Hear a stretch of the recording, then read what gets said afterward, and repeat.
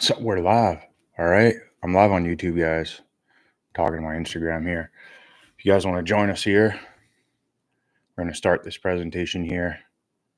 I just moved the computer downstairs and I'm going to shut this live down here so it doesn't take the feed.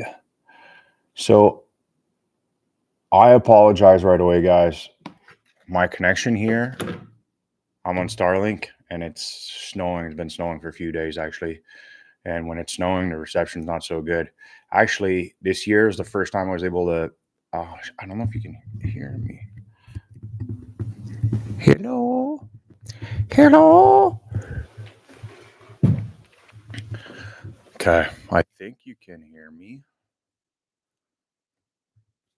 Wicked. I like to make this a bit louder. I felt last time was a bit low. Anthony, by the way, your stuff shipped. I had a battle with Canada Post. One of the reason why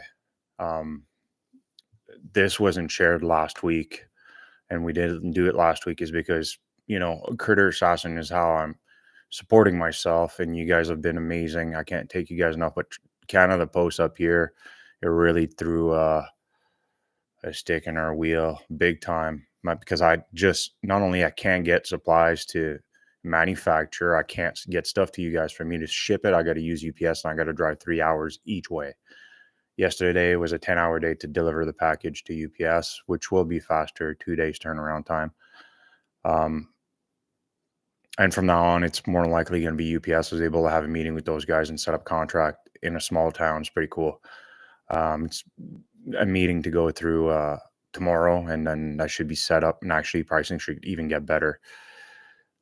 Canada Post for me and the remote communities up here, it's, we depend on it to get all our parcels. Like, a lot of people depend on Amazon and all that stuff. Starlink gets delivered like that.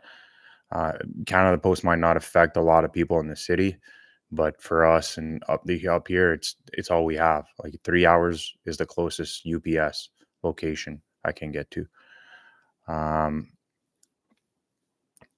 So we're gonna dive into this presentation, and you guys can ask questions as we go through. It's fresh. I just finished it. I didn't even practice it. I get started here. One quick second. I'm going to take this. Yeah, we got some snow. Might be able to go ice fishing this weekend, which is pretty cool. And, back lakes, walleye, splake, and the odd pike. I don't really target pike as much as I should on the back lakes. All right. Perfect.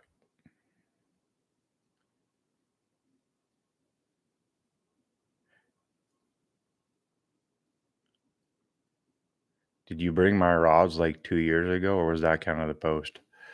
If you were local, I was doing those deliveries myself, actually. Just quicker, do a better impression.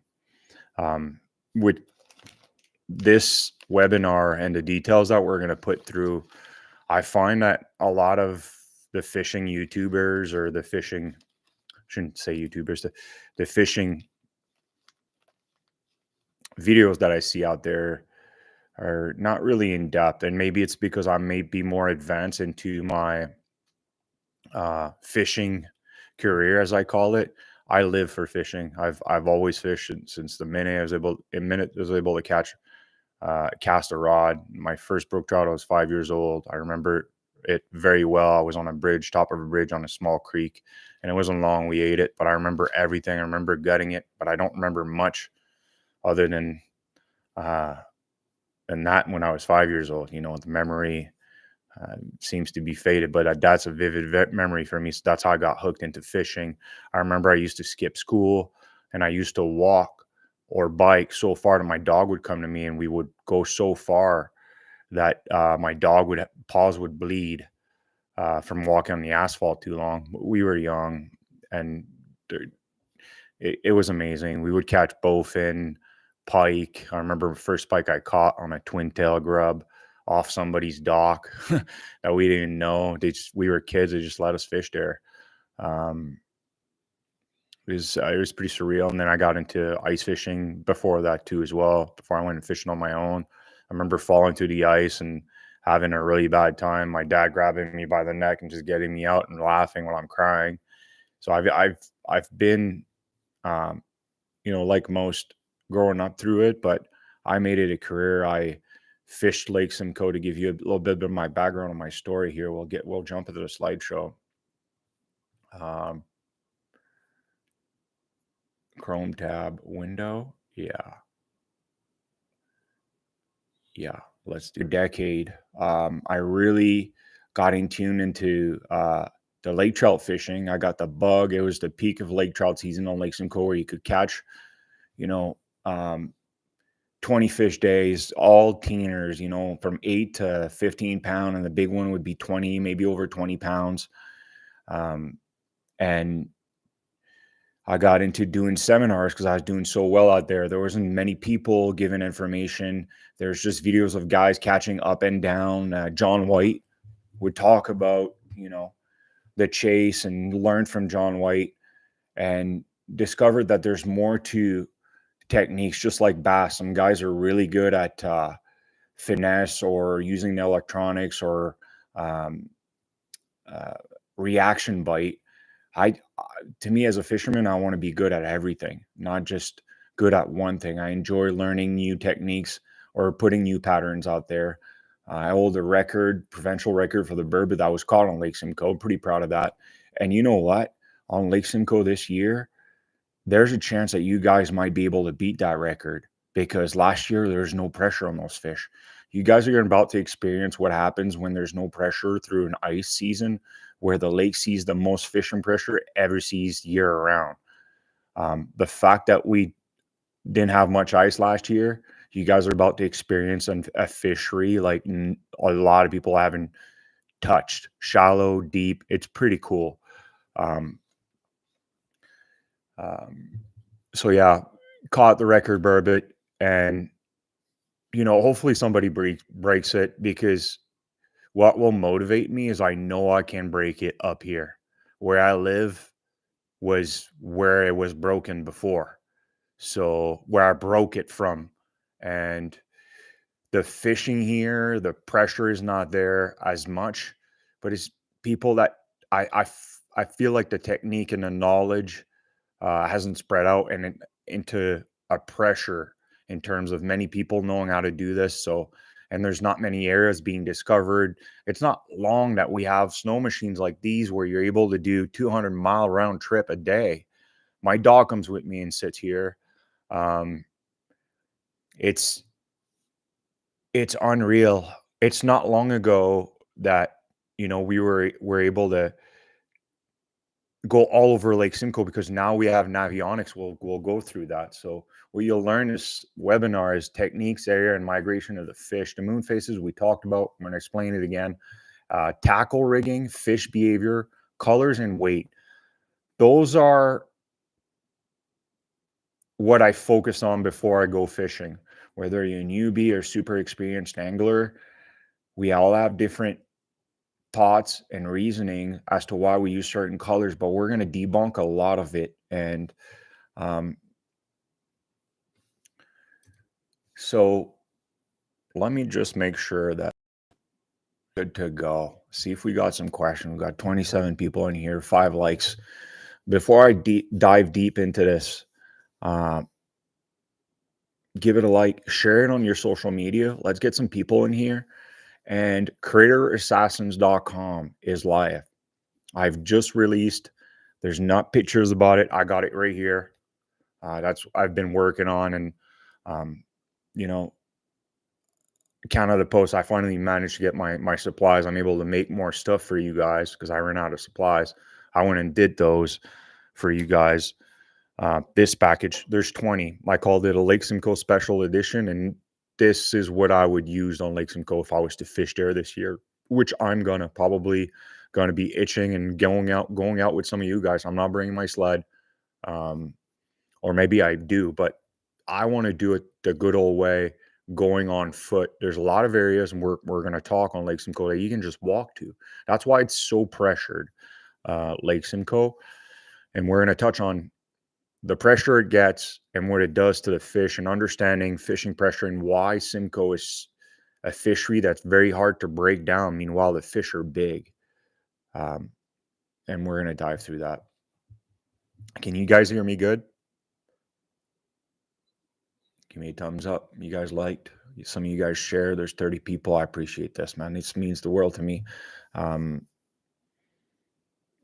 The more you guys share, the more you guys like, the more you guys support, the more I'm going to do videos like these. I want to take a different approach. I don't really navigate social media anymore like I used to. What I find out there and what I realize is on my own. And then if I want to go and see if this pattern happens, I find there's nothing on it really. We're going to touch some patterns that not a lot of people talk about. Behaviors of fish, territorial, those fish are territorial. We're going to go through that. So sounds good. We're going to dive deep into this. Thanks for sharing. Thanks for liking. Thanks for visiting critterassassin.com. I appreciate this. We're going to touch back and forth. Back into the webinar we go. And we're diving into it. All right. So Lake Simcoe key habitat and key features for the lake trout. You got to review the spawning grounds for a lake trout. And I talk about the Berry Marina. The Berry Marina, a lot of lake trout have been stocked through Lake Simcoe in these areas. And remind me to talk about stockfish. This is the ADHD kicking in me. Remind me to talk. I want to do a key feature about stockfish versus natural fish and their behavior. Totally different behavior. But me, I've seen right here in the Berry Marina, one of the biggest lake trout in my own eyes ever. I was testing a rod for bass in early November, and I was testing a crankbait, and I felt like the rock was moving. The camo in these fish is amazing when they're over rocks and you're looking above them. It's pretty cool. So these rocks, what they're looking for, the bigger the boulder, the better for them, because their genetics is telling them the bigger the boulder, the deeper my egg goes and it's safe from being eaten. And these lake trouts, once they're done spawning here on these reefs and other reefs that we're going to show here shortly, they will be territorial over this for a few weeks to months. The spawn should be happening. We're going to review where those lake trouts are.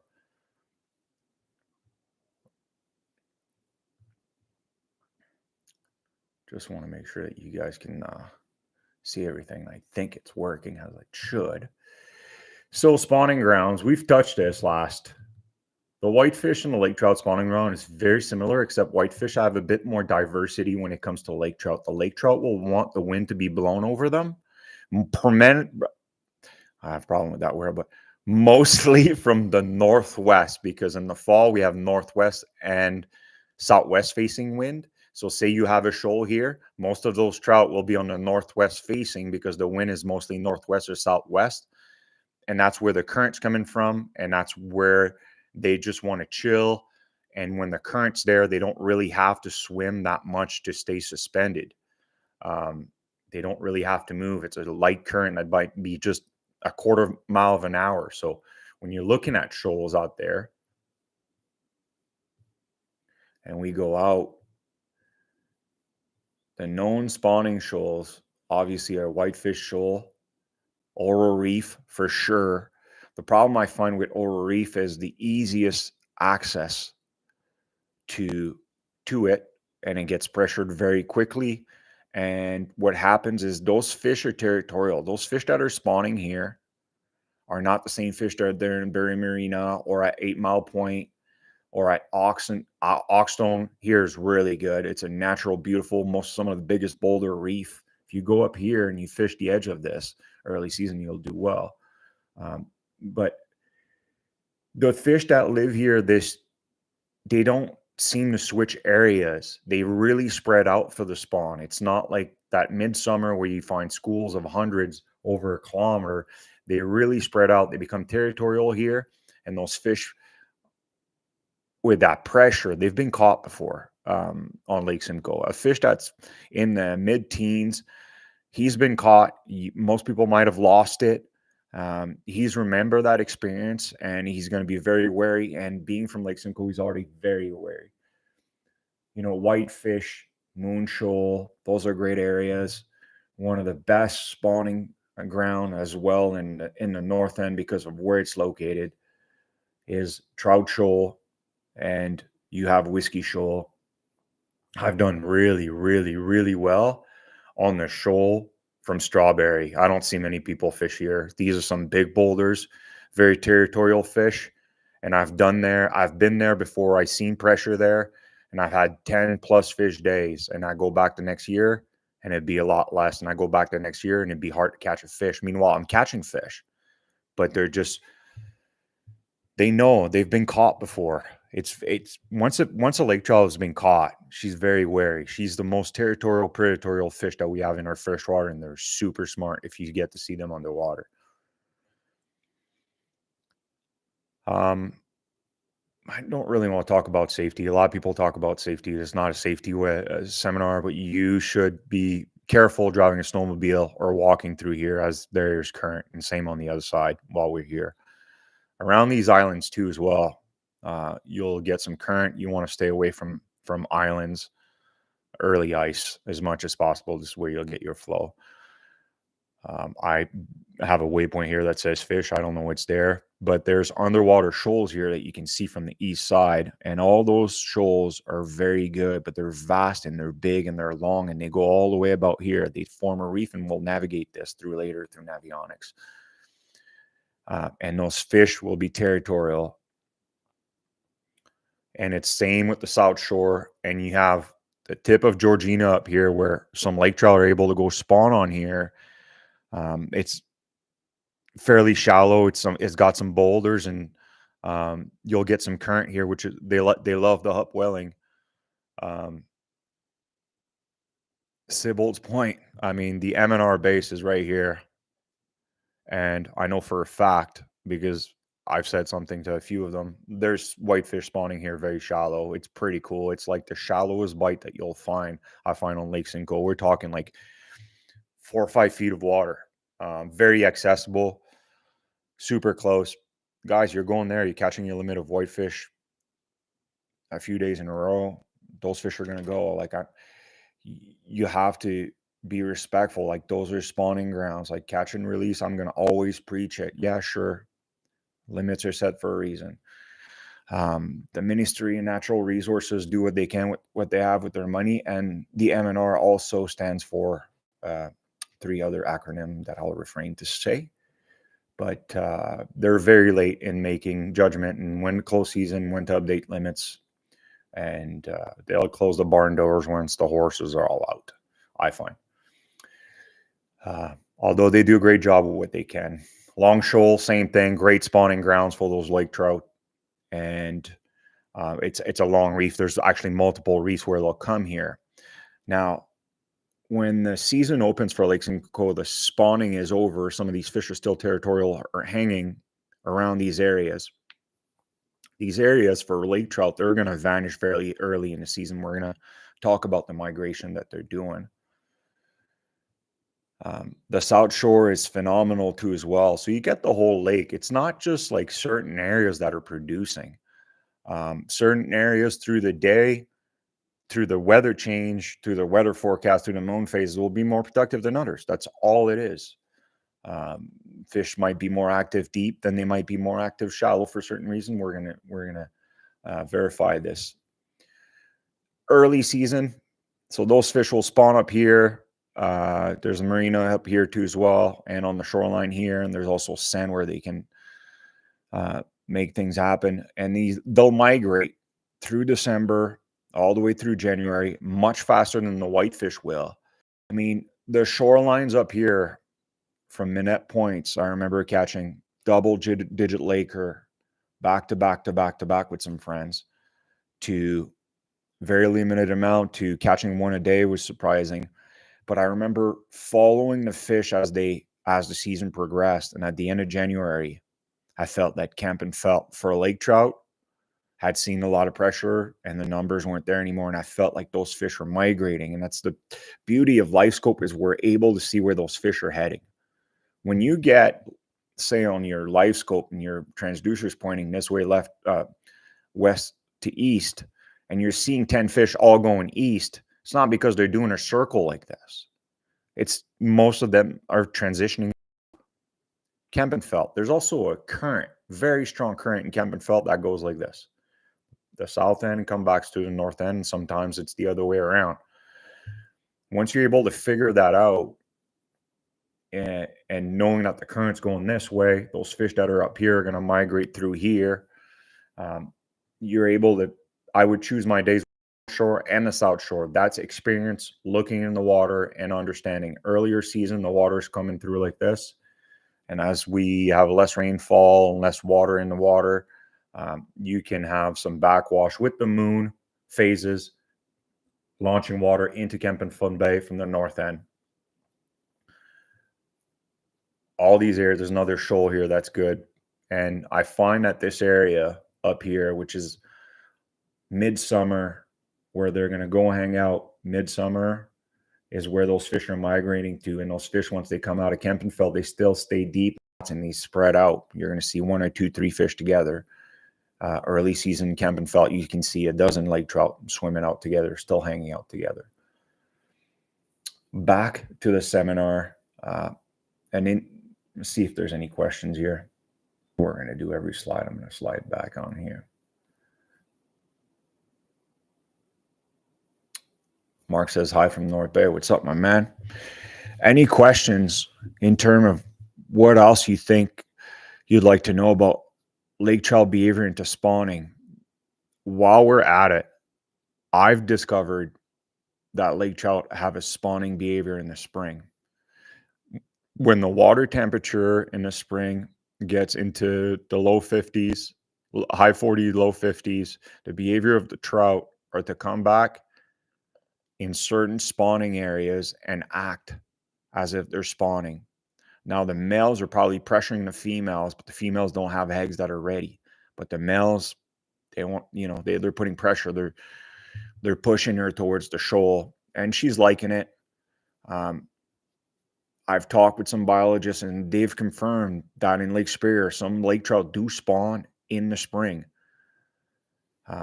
Is it something that you can see on Lake Simcoe? Is it what's happening later in the year on the ice, late March, when those fish are coming back shallow? Maybe. They tend to pack up a little bit more before spawning season. So right now, you'll see them in groups. They're all stacked up together, and then they'll disband through the season. That's why the lake trout fishing gets a bit harder. And they'll band back together closer to the spring where they think they're going to spawn again because the water's warming up back to the 40s and 50s. And then that's when the fishing will get better a bit again, shallow around those areas. You got to keep that all in mind. Any questions? No questions. Thanks for sharing this. Thanks for checking Critter Assassin, and thanks for supporting me. I can't be thankful. I enjoy doing these and talking with you guys and sharing the knowledge that I've gained over Lake Simcoe over a decade. I'm very excited to come fish it this year, to be honest with you. Just because I know, I used to fish with Aaron, and we used to do tournaments, and I would thinker on stuff in the boat the day before the tournament, and he's like, how do you know it's going to work? You didn't try. I just know, because I perfected this technique doing it like this. I know they're biting it because I'm adding a hook here or whatever, and it's just going to help. And Aaron's, I would blow myself away, and Aaron too as well, like understanding and being analytic because of my ADHD and seeing things, and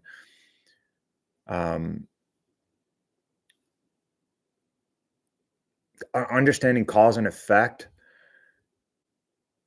on things. It's like I'm terrible at math, but I can understand what cold water means. That's warming, mixing with this front that's coming in with those fish and their behaviors. I'm able to go where they're going to be. I don't fish where the fish are. I fish where the fish are going. It's more of a percentage game. That's just the analytic that I have in my head. Like, I take the data that Mother Nature has given me on my time on the water, and I just try to put it together. That's all I've based my fishing career on. I fish tournaments like this, and I want to stay ahead of the game. I don't want to be in the middle of the game. I want to stay ahead. I want to be constructive, and I want to have more knowledge and understanding. That's all it is. That's how I try to see it.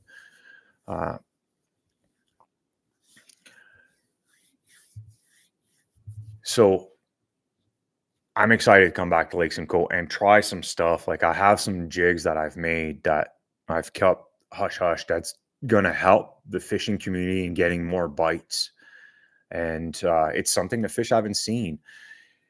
Back into the seminar.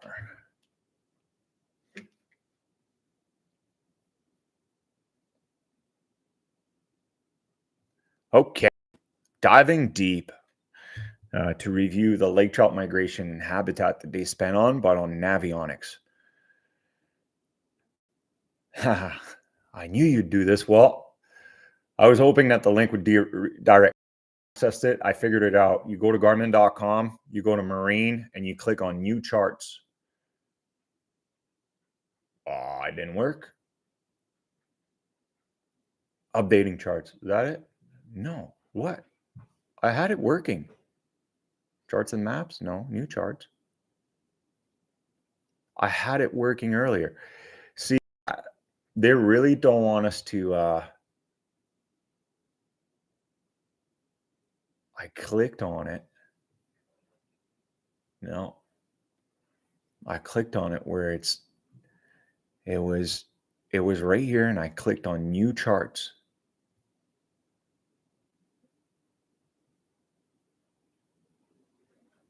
Navionics boating app, maybe? No. I had the direct link. Okay, sure. They really don't want us to have access. And you know what? It's sort of protecting the lake to those who are willing to pay. And I hate that they're charging for this, but you know, if you're passionate about this and you want to have a successful outing and learn about the fishery, you should have the subscription. I don't. The lakes I fish are not mapped. I just don't understand how I was able to access it earlier.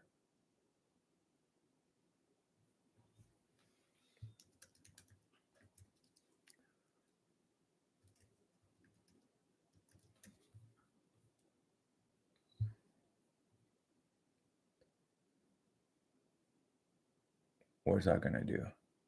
They make it really hard to access this. See, Navionics charts viewer on Reddit, decommissioned. Okay, well, there you go. Type in what I typed on Google, which was Navionics Maps Viewer. Map options. Well,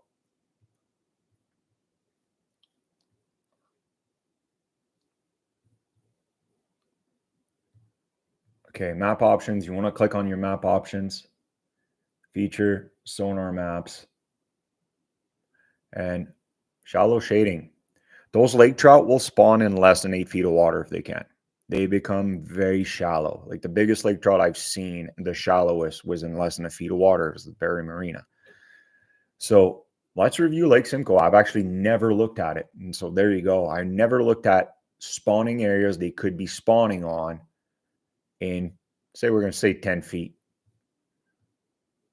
Why is it not working? Am I too zoomed in?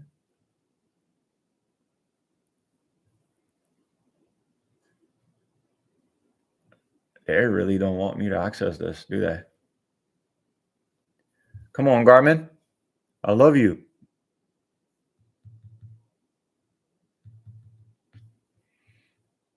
I'm going to reload this.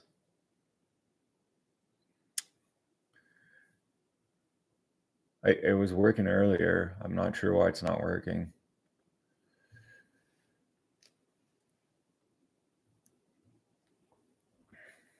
Okay. Well, let me zoom in, dog.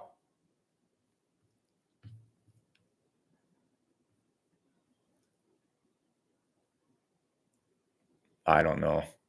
I don't know what to tell you guys.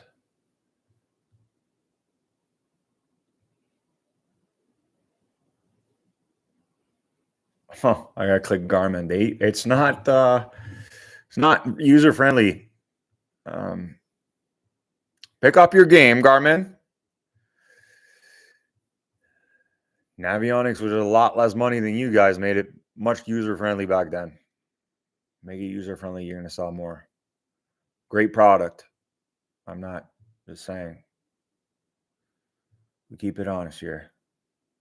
Here's a shoal that I'd be looking at. Like all these shoals, I find that the bottom's critical. You can go on some of these shoals and they're just more of a gravel bar. The bigger the boulder, the better it is for those lake trout. Um, you're talking about trout shoal. It's called trout shoal for a reason. A lot of the MNR will set up, and a lot of tag fish come from up here. I caught a tag fished that was tagged right at Sybil's Point in the fall when I talked to Will Wegman, because I called it in. Will Wegman called me back. He said, we caught it in this area in the fall. They tagged it, and I caught it right here in First Eyes one of the season. I can't remember. Look at all these shoals here. It's more like a route that they can have, but I've never had big success on this. Looking at Navionics, looking at the contour, anything that's in red, they can go and spawn on. 8 Mile shoal's great, but it's not every side of the shoal that's great. If you don't have a boat to go look at that shoal, drill a hole and look down. We're going to talk about electronics later on, but do you need an electronic to perform on Lake Simcoe if you're going to go fish shallow? I learned so much just looking down the hole. It's yeah.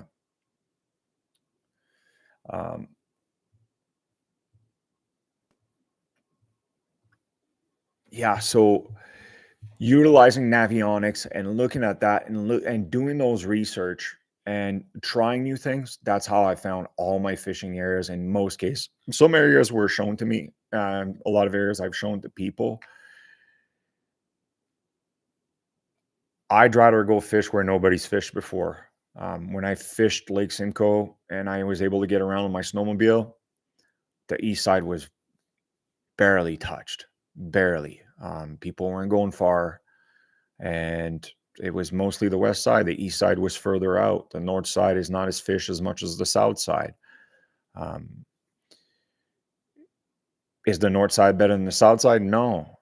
There's place and time, and looking at the moon phase, in which you've got educated on last time, the moon phase plays a big portion of fish activity.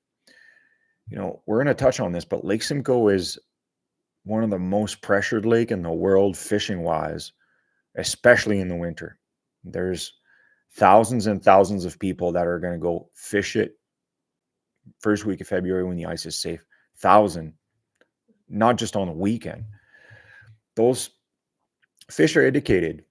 There's fish on Lake Simcoe that do very well when there's boats going by them, because they have learned that if the boat goes by and it has a big draft, it'll make all the crayfish and all the goby all disoriented and stuck in the current that the boat created on bottom, and the suction, and the smallmouth are so smart that they discovered that, just like a bird or a crow has discovered that grabbing shiny things, that's his thing, or to grab its nest, or to go on a rock wall because the rock is warmer and that's where the bugs are.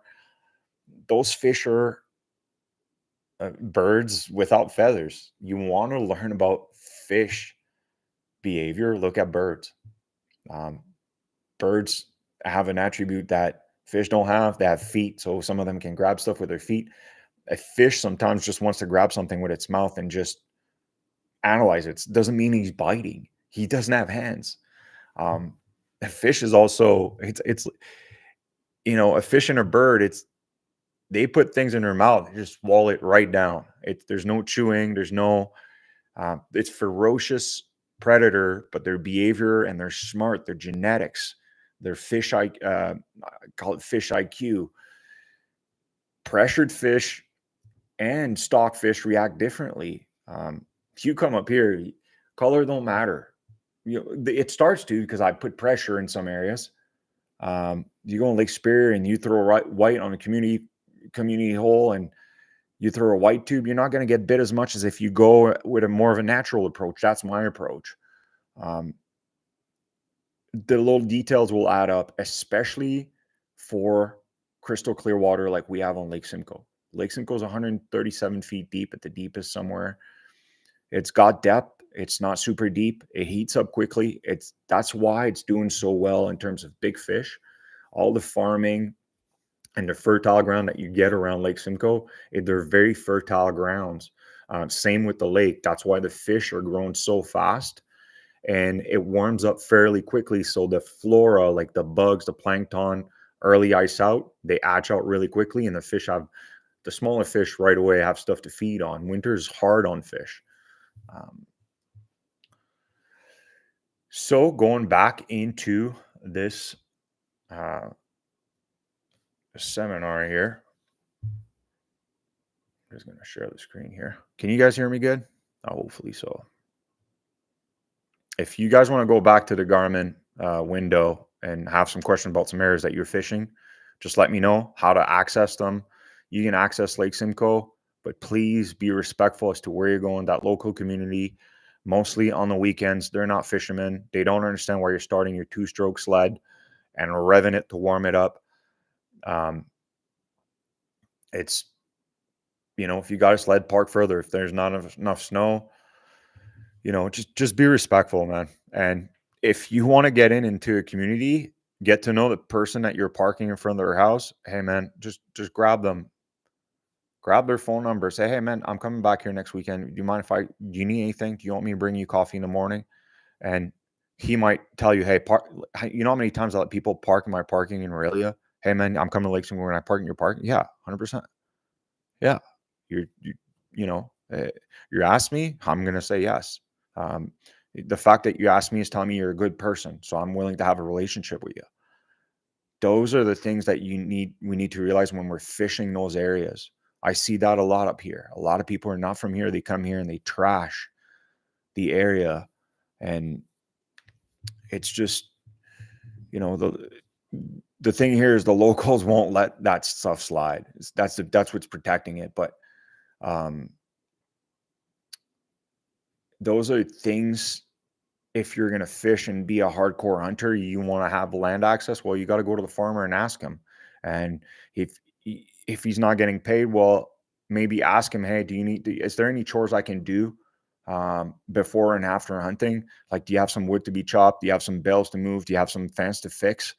You go do that to a farmer or a local that you're using his land to come on. He's going to let you park in a parking lot. You're probably going to have a meal ready for when you come back from your hunt or fishing.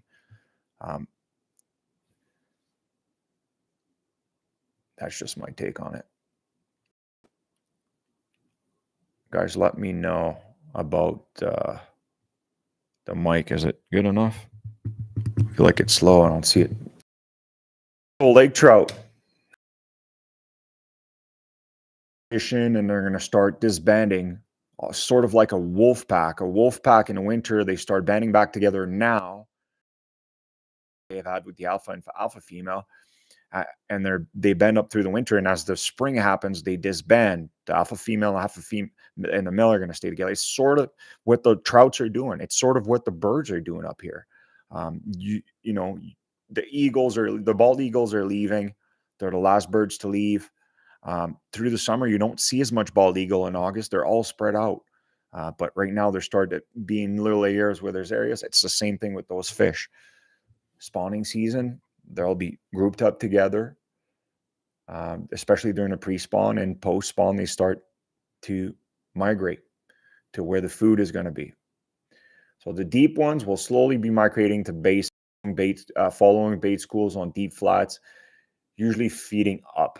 We're going to talk about this more into details as to what they're feeding up on, and it's not always up. The reason, if we go back to deep, is them feeding on bottom. Deep is usually 4 to 6 inch or more of silt, and there's not much that lives in silt other than deep water skullfins. The problem with feeding deep and having a bottom deep bite, and we're going to talk about this, is the weight of your tackle. Most guys will fish a 1 ounce swim bait and jig it on bottom and silt, you're not going to get bit because it's not showing. It's in the muck down there. That's very light down there. Um, we'll talk into details about it and on other slides. The shallow ones will be preferring shoals. We'll be focusing on reefs where there's current, close and deep water. Um, if it's too shallow for too long, like a back bay, or too shallow or flat and it's too gradual, they're not going to go there. They want access to deep water. That's their safe area. Just like a squirrel likes to be around a tree, he doesn't want too long.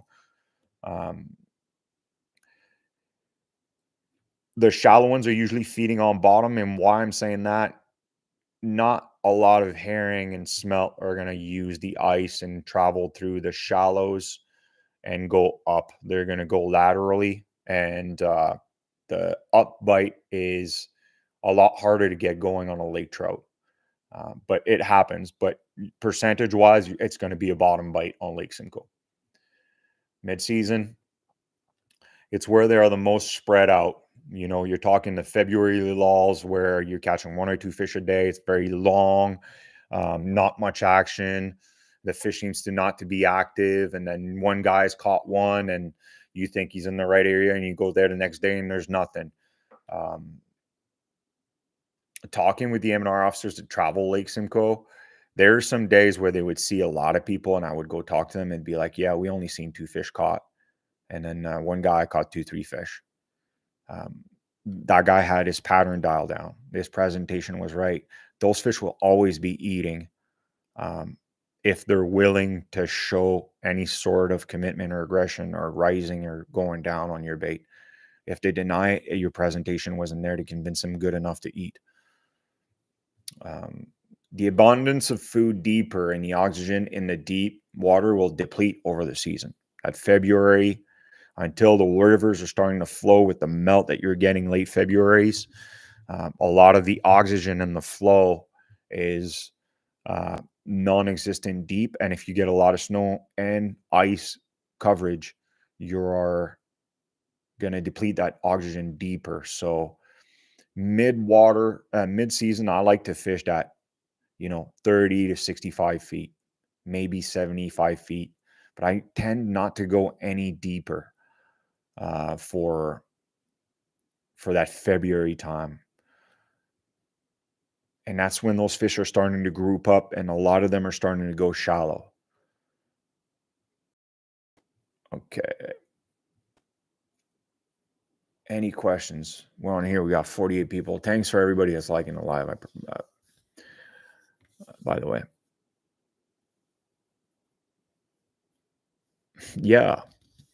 It's pretty cool to understand and seeing those fish. A lot of time I don't fish as much anymore. I just go see, or I watch people catch fish. If I'm going to fish, I'm trying something new. You're never going to really see me beat on fish unless I'm willing to try something new to see if it's working better. If I know swim bait works well, I want to dial it down better and make it better and understand why they're eating it better. A lot of fish sometimes, and we're going to talk about this, is a reaction bite versus an aggression bite. Is the fish playing, hey, I'm just getting bit, but I can't get the hook in them. I got to get a trailer hook. Yeah, that fish is testing it. They've seen baits, they've seen lipless. They know that, hey, I'm just going to grab it lightly and I'm going to see what happens before I fully commit to it. Or, hey, I'm hungry. This looks good. That's what I'm usually eating. Boom, I'm eating it. Go back to the slide here.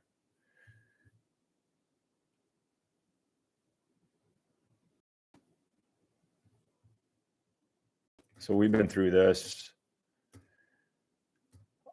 Feeding habits, deep versus shallow patterns. We sort of talked about this. The deep lake trout, they tend to feed on herring, and their motion to feed is usually chasing them against natural barrier. It's not always feeding up. The smelts that are on bottom in Kempenfeld Bay, they'll move laterally to go away. They're not going to want to move away from the bottom. They'll smelt as low light happens, they'll rise up through the column and suspend. And as the sun comes back down, it is the same thing. If you're going to go fish deep, it's the same with shallow, but if you're going to go fish deep, it's really good to be there early morning when you get that action. Those smelt, the lake trout, they know the bait fish, their light adjustment and their sight in their focusing doesn't adjust as quick as a lake trout does. So they are not as wary. The lake trout knows that. It's much easier for them to eat. And all that fish is trying to go back down on bottom, be safe away from those predators. They know that they're safe in the dark. The lakers who come shallow to eat often focus on the lower part of the water column for fleeing bait fish, goby, burbot, whitefish, using cover for protection. I've caught so many fish puking big herring, whitefish, and where I fish in some lakes, the bait diversity is way more than Lake Simcoe. And I find that in the last 2 years, they prefer to eat whitefish. I don't know if it's given more nutriments, more fat.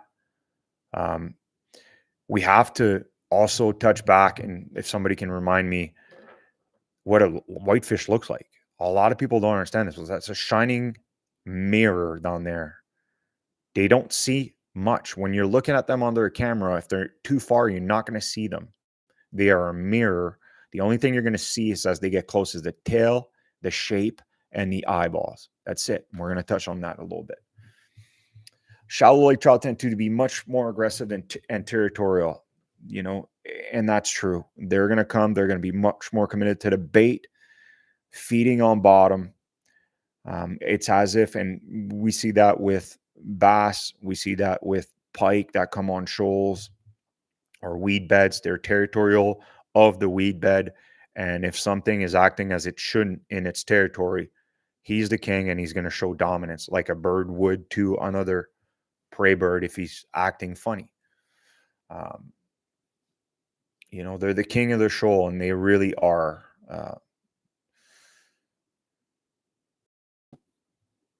I'm sorry. We quit that one too.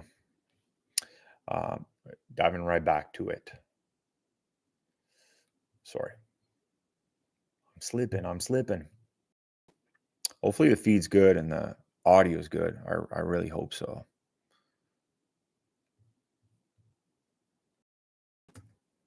So why are Lake Simcoe fish more picky than other fisheries? And let's talk about this. This is why I'm at to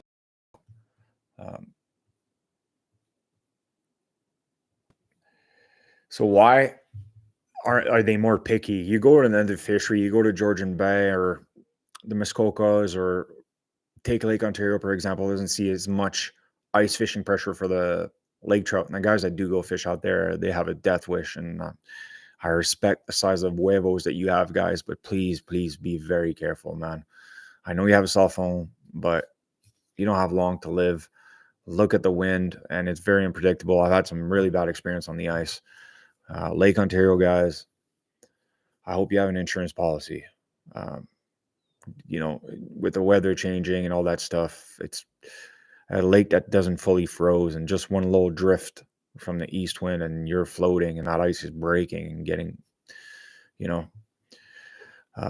just be very careful. But water clarity, fishing genetics, the DNR in Minnesota have done studies on bass where they catch bass from different lakes and they put them in a pond. Then there's 3 ponds. They put them in the middle of a pond and they start tagging these fish.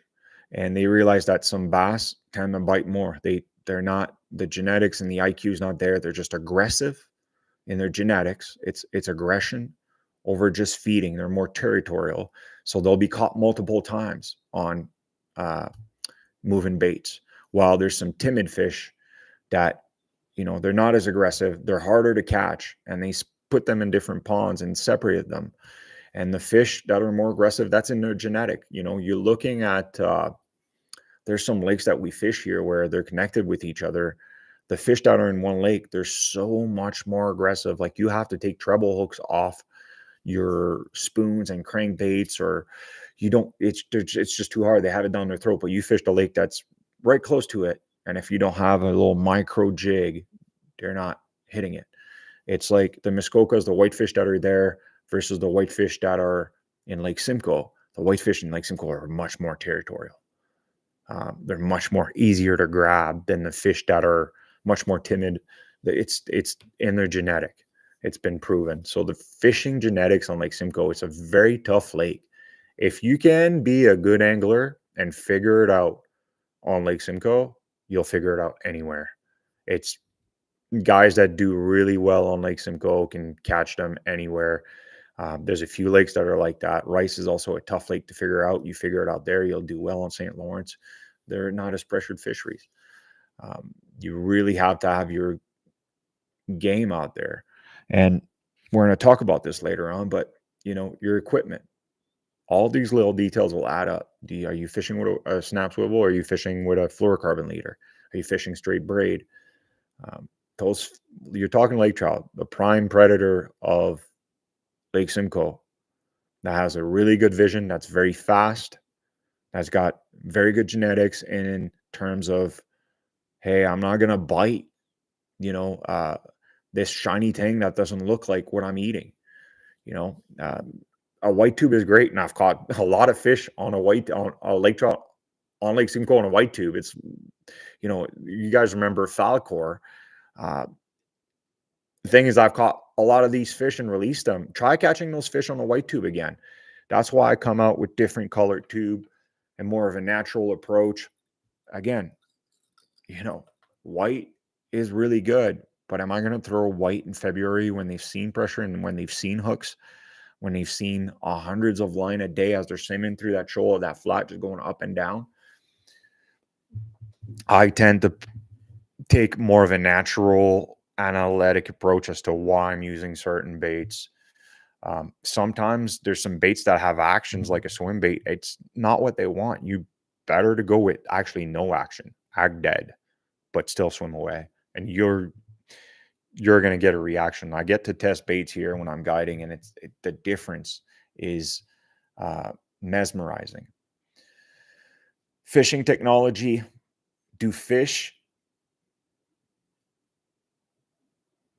get acquainted to technology and understand that when they have a ping on their head of a few hertz, they know that there's a fisherman there? It's been proven with bass. I've proved it with walleye, and I can guarantee you lake trout do know it too. Live scope is a frequency, and so is 2D sonar. You might not feel frequency, but if I have a dog whistle, you're not going to hear it, but my dog will. Different frequency that we don't have, right? We don't smell like a bear or a dog does, but they can smell more than us. It's the same thing. Those frequency, those fish have lateral lines. They feel vibration through the water. So those frequency, they will feel too. They know when the current's going up, and they know when the flow's going down. When you have fish in a live well, then the live well of your boat, and you close the lid, it's pitch black dark in there. When you open it, where are the fish pointing to? They know where the plug is, because there's a little flow going through. They know exactly that's where they want to go. They want to get out of there. They have sense that we don't have. If you put me in a live well, I don't know where's up and down if after a long boat ride, you know what I mean? You put me in the back of a trunk of a car, they have sense that we don't have. We are not used to the dark like they are. We're not used to that. So it's things to take into consideration. Competition's a big thing.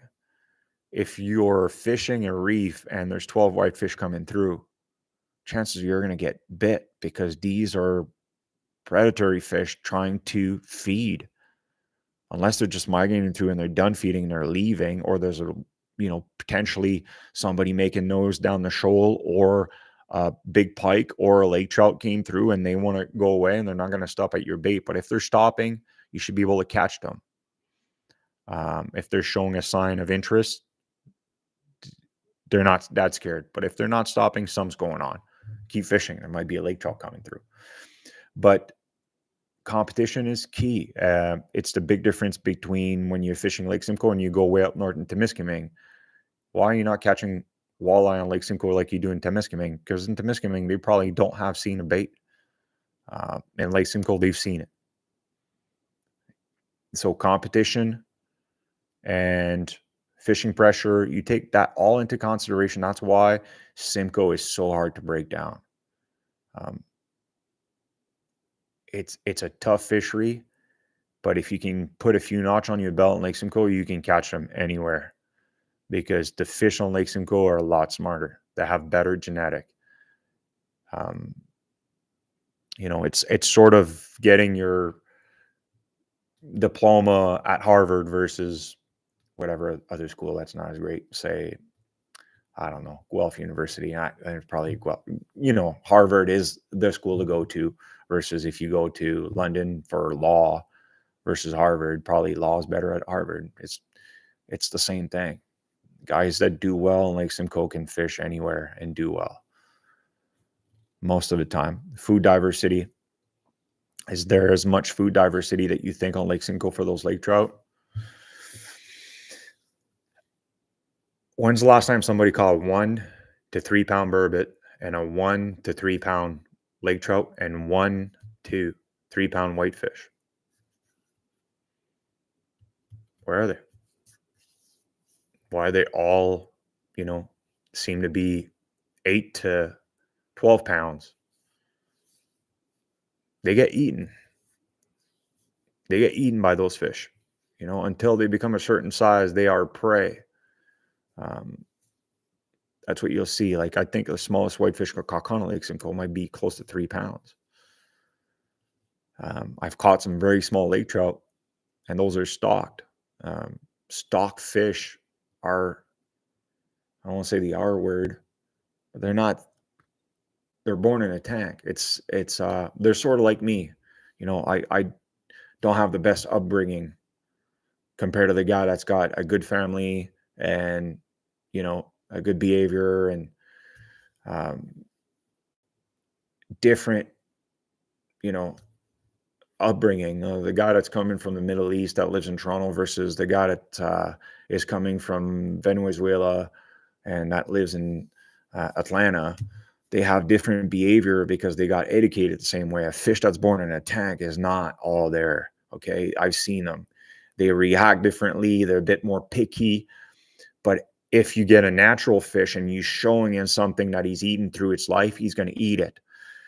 But for a stock trout to understand that she needs to feed on bottom on gobies, it takes generations and generations to be passed on. She's not as agile.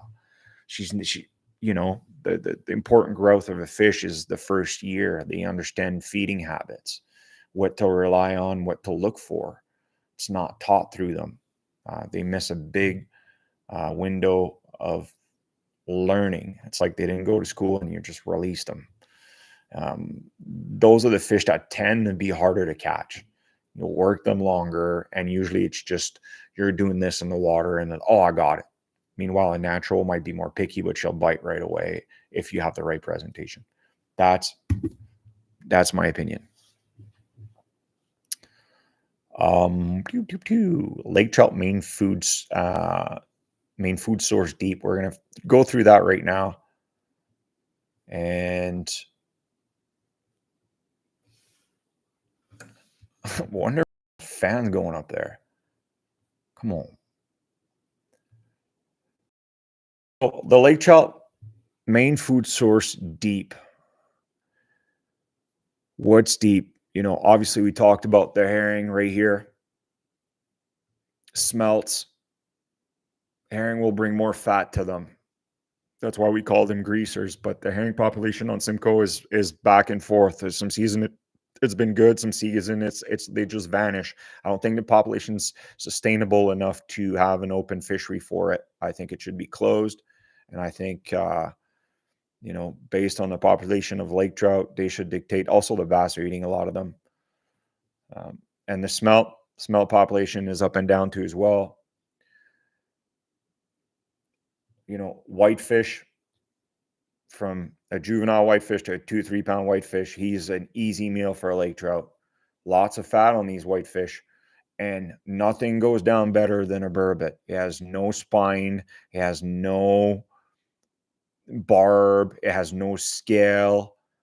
A burbot probably smell very, when you get a burbot on the ice, it smells totally differently. I've had a lot of pike and lake trout with burbot, hence why I do so well up here. And I think that it's something you should consider when you go on Lake Simcoe, is to go back to big grub. Critter Assassin makes one. I make one. It's the color of a burbot. It's scented, infused, and the way it's rigged, it's been proven to perform for me. The bite on this is violent. It's a really fun bite, I find. For a while on Lake Simcoe, to make my videos, I had a muscular that looked like a burbot. It's a bulldog, and the fish would come to it right away. I just think it's a bit bulky, and the big treble hooks that are on there giving it away. But the way these small burbot that I make from Critter Assassin, uh, it's dynamite for me. Smaller whitefish that you can see here. And we're close. The camera that's taking a picture here has a flash, but without this, and you move a few feet away, you're not even seeing those fish. You're seeing the eyes. That's why having eye details on some jig heads, I find, like this, is critical. It shows them a target. They're going to eat this head first versus, nipping at the tail. This right here is a 5-inch Critter Assassin tracer, and I use a different material for this. It's saltwater material. It's very durable. I have one here. This right here is when I'm guiding, and it's stuff out there. That's what I put on. To touch back onto pressure here and to having a live chat with you guys, I want to touch on this, and I'm wanting to touch about this for a while.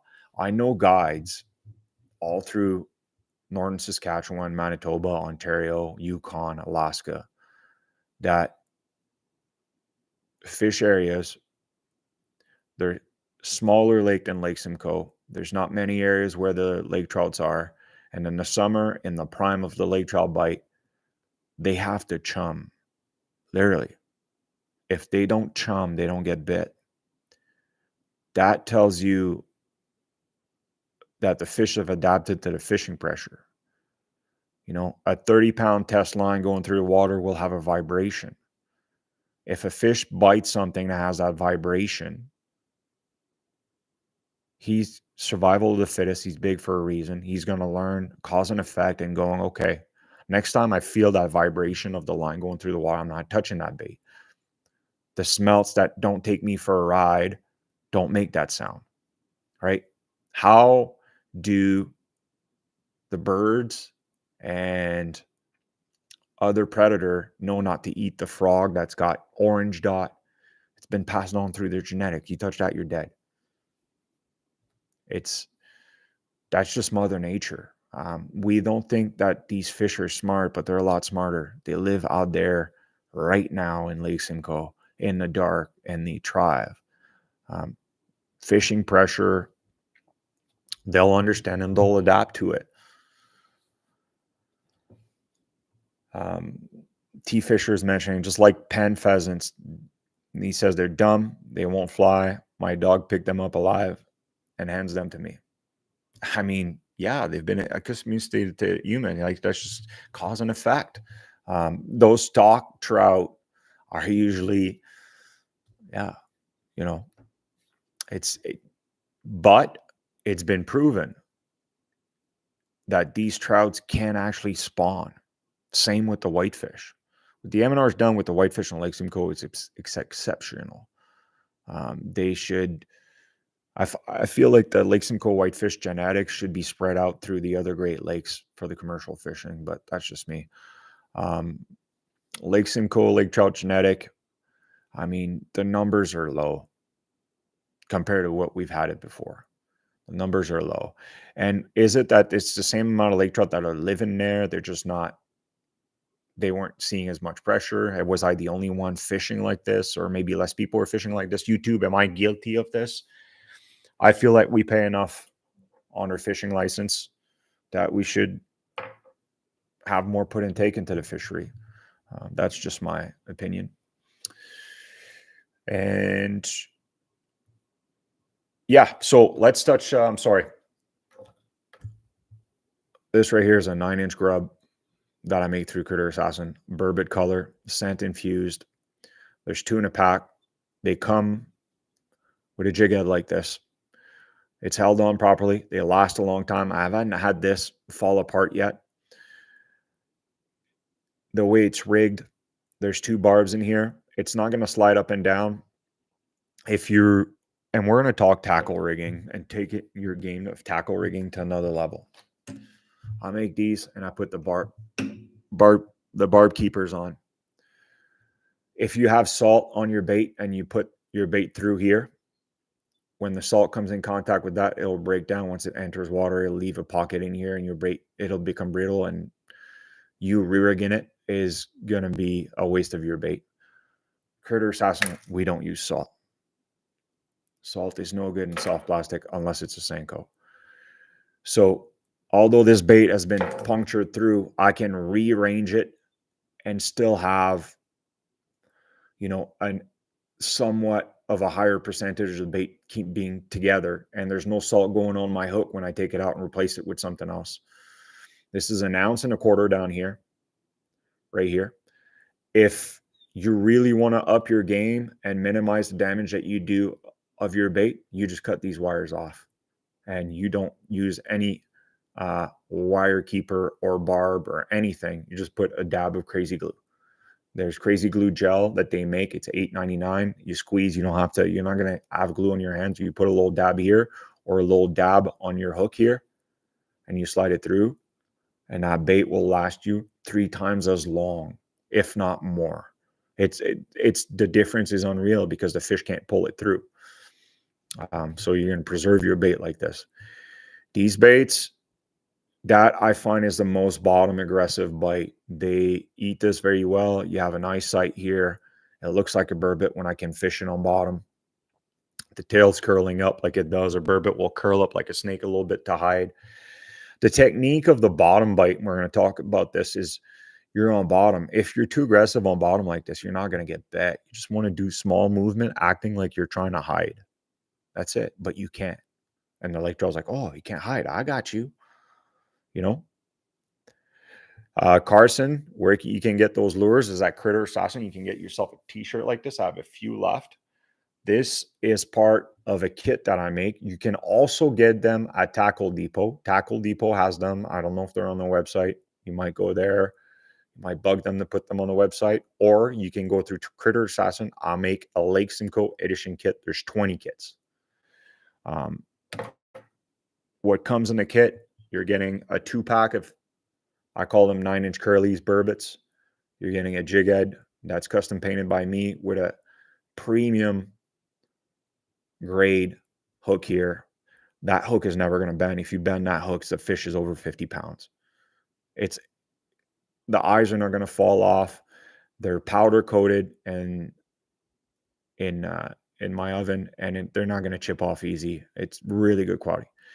Yes, I can link the link to my website. It is www.Critter Assassins. Oh, I made a mistake. Assassins.com. It's limited quantities. Like there's some guys that try to buy the whitefish kit that I made, and it flew off the door, and I had to take it off until I got more material.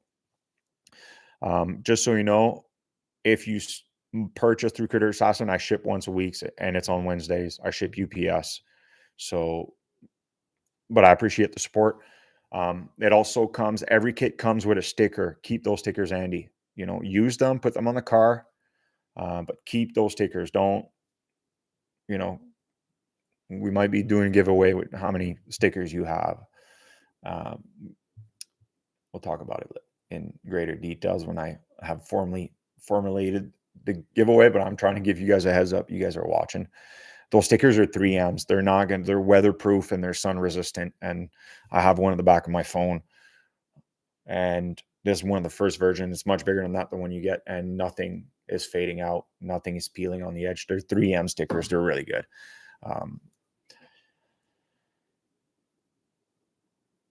So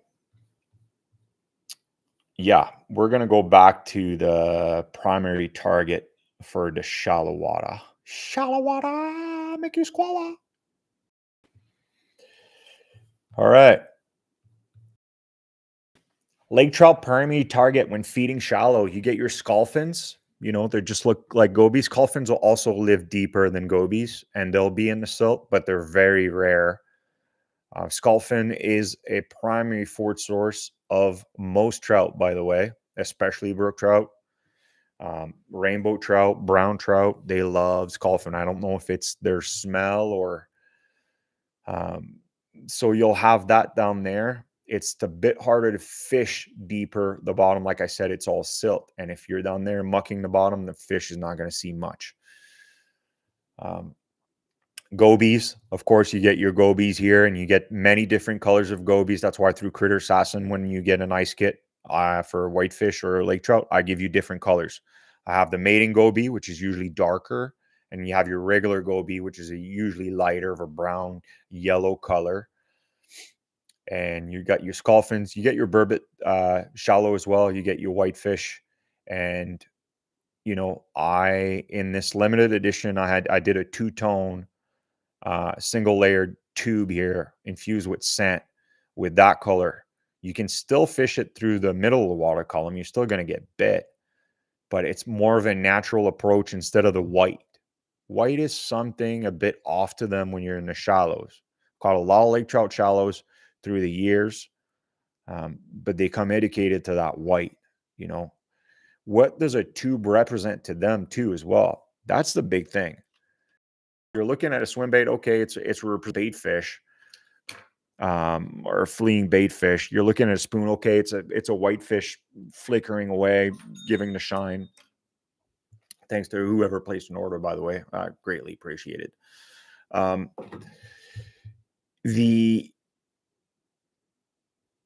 The tube represents, and I seen it.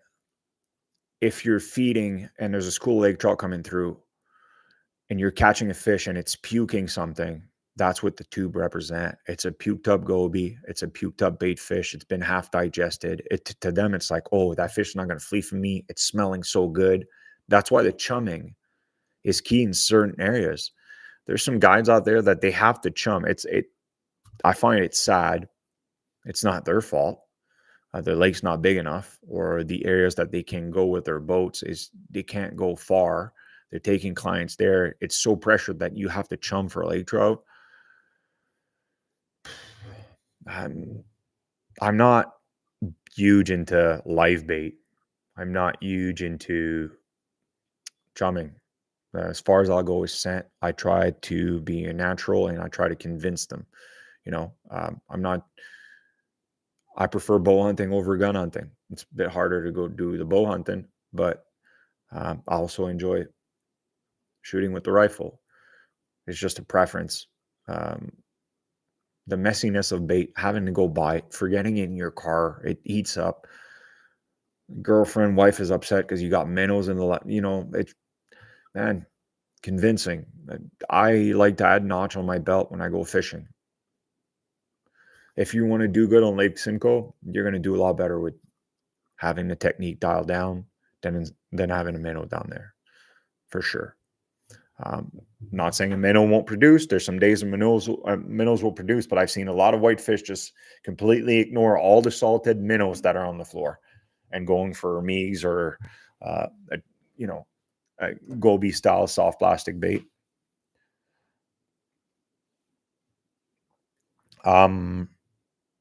Unlucky fisherman, we're going to dive right into that in great details in very soon. So tube, it's your deteriorated, puked up fish. There's also something that drives crazy about the lake trout. Anything that has feathers or tentacles like this, it makes them more appealing to them. So the goby colored lake trout, edition. It comes with rattles in it. You'll catch really big burbot on this, and I'm going to give you a little tip. You put scent in here. This tube rig is not the one that goes in there. The one that you will get with your the Lake Simcoe edition. This one's supposed to have a feathered treble hook, but since we're fishing on bottom, we're eliminating the treble hook so you don't get hung up. You get a really high quality hook on here, and you get rattles. Put scent on here, and if you want your tube to have a different action to last longer, you can put earplugs right in here, and it'll float back up, ass up, face down. So also it'll help your plastic not to deteriorate when the fish is chewing down on this. It's sort of going to protect it from being abused against the hook and the hard surface here. Fishing plug, scent. It's scent and tube, and these are infused with scent. You can bait fuel at Tackle Depot is the best scent. It's better than the scent that I put in here. This is next to it. The scent, bait fuel is not really a scent. It's pheromones convincing the fish to strike. It's like it's advanced science and technology. It has nothing to do with just, oh, it smells like something I want to eat. No, this is making me eat. I've tested it. I've helped with some ideas with bait fuel, and it's just it's really good. Get a Tackle Depot. I would have it. Not every bait scented. Mine comes scented. I really like my scent. I don't have bait fuel here, but when I go to Simcoe, I'll be putting bait fuel on here, and you'll be catching a lot of burbot. You want to go catch burbot? And one thing I'm not telling you, in this part here glows in the dark. I don't want to say anything. I wanted you to find out. So when that's fishing on bottom, there's a little glow on the side, so it highlights the bait a little bit more. It's not too aggressive. It's just makes it stand out a little bit more in those darker colored situation. Gobi colored tube, two-tone, you get in the Critter Assassin Lake Simcoe edition. Bundle, you're getting a pack of 3 right here. Smells good. You also are going to get a pack of 3 swim baits with premium saltwater plastisol. It's not stretchy, it's just more dense. It lasts longer. It's for 2D critters, stripers, barracudas. They last longer. It's also much more expensive than your regular plastisol. We don't put salt in these. They'll stay on here, and you're going to enjoy this swim bait. Now, is a white swim bait a good swim bait to try? Yeah. But if I'm fishing Kempenfelt, there's 1,000 anglers in a row on the South Shore from Barrie to Deep Bay Point. I'm not fishing a white swim bait. I'm fishing something that's looking like what they're eating, because everybody else is using a white swim bait. Everybody else is using that. When I started was a 5-inch swimmer. Not saying swimmers are not great. They work really good, but I'd rather have something more dialed down that looks like a smelt. Looks like what they want. Hence why I make the jig head with eyes on it and 3 different colors. Very natural approach. Do Lakers bite at night? Yes, they do. Aggressive? No. They don't move as much as night. They'll go suspend and more dormant. But if you're in the area where one might be, they'll bite. They're territorial. Yeah. It's just their range is not as much. They don't move as much. They're digesting what they've had through the day, and why the morning is so good is they've depleted that food source. They're hungry. They have to feed right away. As soon as the light comes on, they're using the advantage they have over the bait fish of being able to focus quicker in low light condition. But yes, they do bite at night, but you're not going to have a heyday like you would during the day.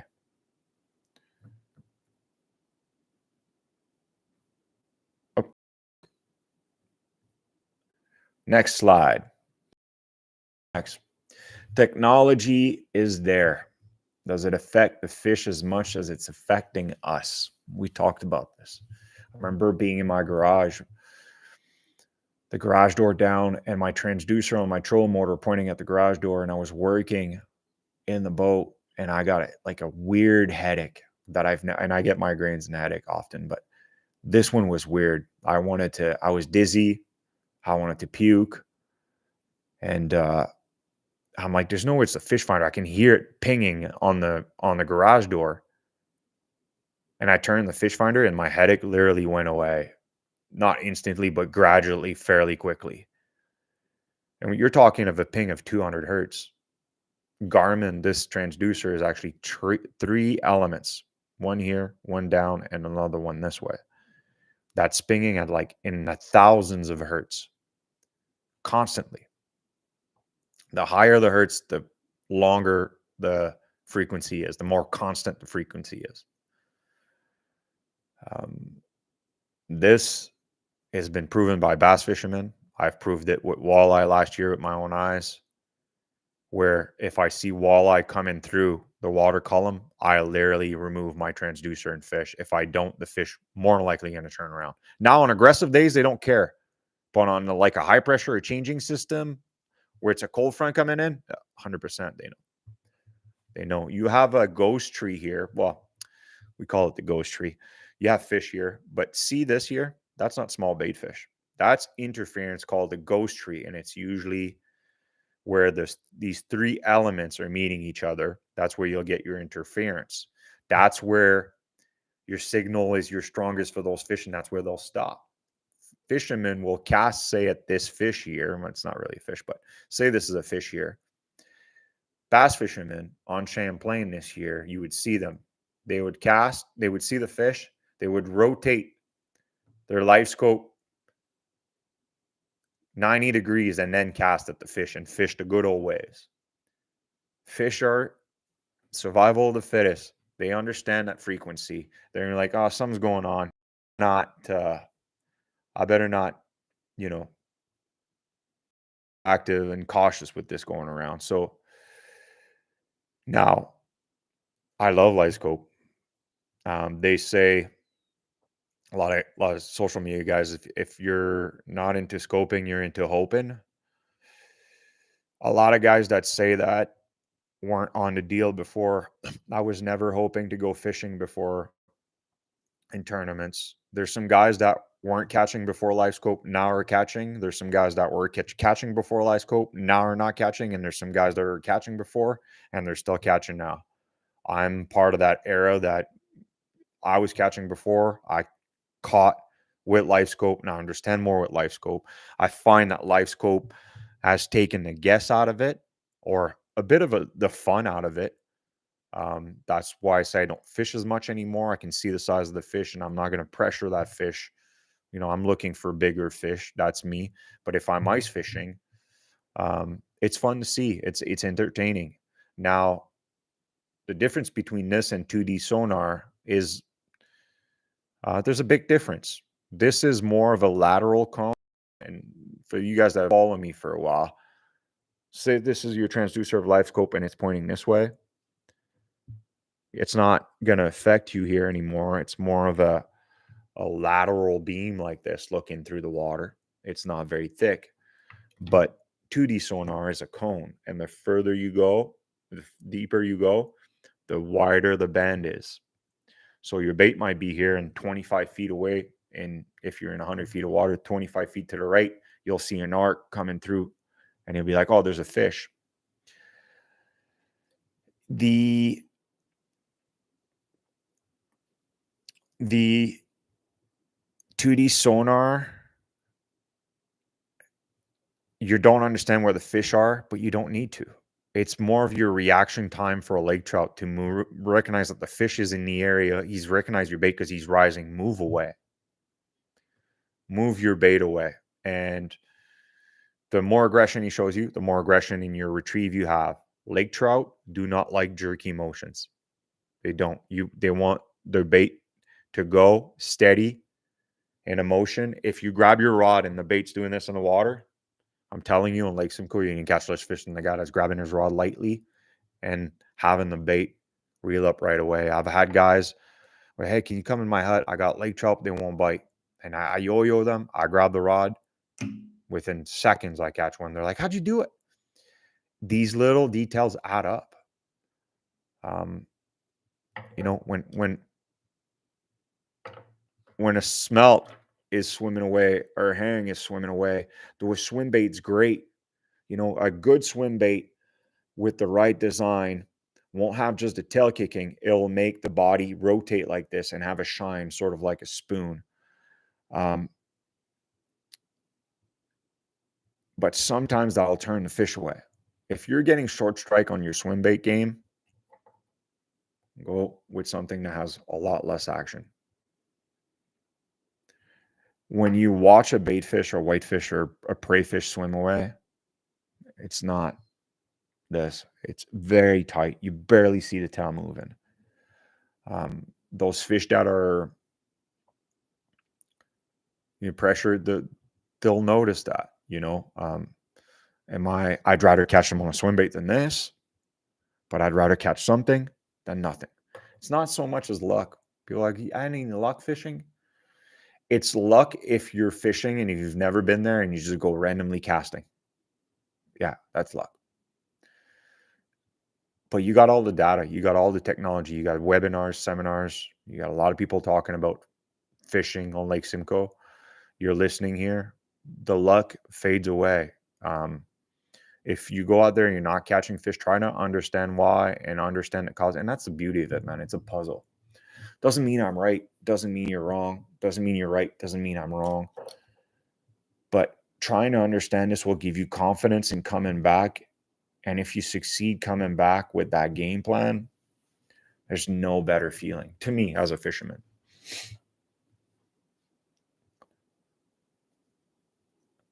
Jeff, thank you. Critter Assassin, I created it. You see it's a samurai here. I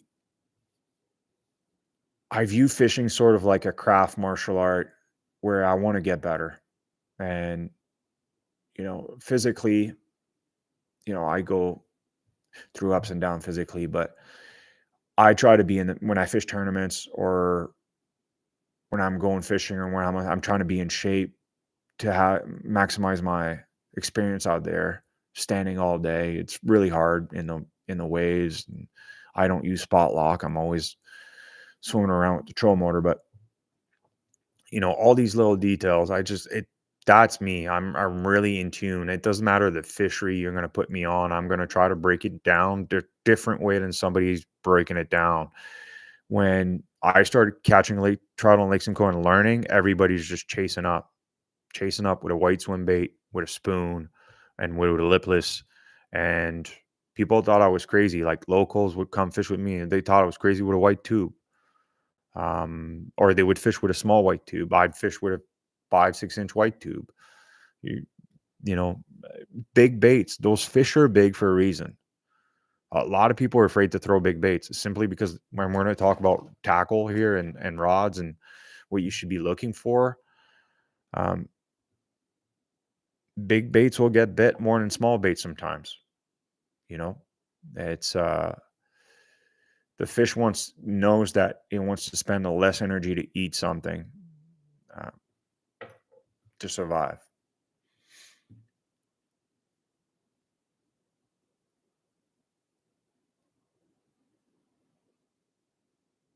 Yeah, exactly. The 2D tells you the density of the return. If the fish is, yeah, exactly. You just don't know where it's coming. Life scope is a lot nicer to understand. Life scope helps you understand why you might not have got bit. But also life scope is not real time. It's fairly close, but you have a second delay. Many times I have clients in the boat and the ice hut, like, set the hook. You bit it. And they're like, no, I didn't feel it. No, set the hook. Trust me. And they set the hook and the fish is there. Well, I'm looking at the screen. It's not there yet. No, but there's a second and a half delay. If he's already charged it, he's already on it. The faster the fish go, the less accurate life scope gets. When a lake trout swimming full speed, life scope will barely pick it up. And a brook trout, it's brook trout barely, like, brook trout About the way they swim through the water column are the hardest fish to get on live scope. It's tough to see brook trout on live scope. Man, a big bass will stick up like a sore thumb, and a walleye even more. It's just the way they break through the water column. I don't know. But so talking about live scope, I gotta give it to these guys here at Tackle Depot. They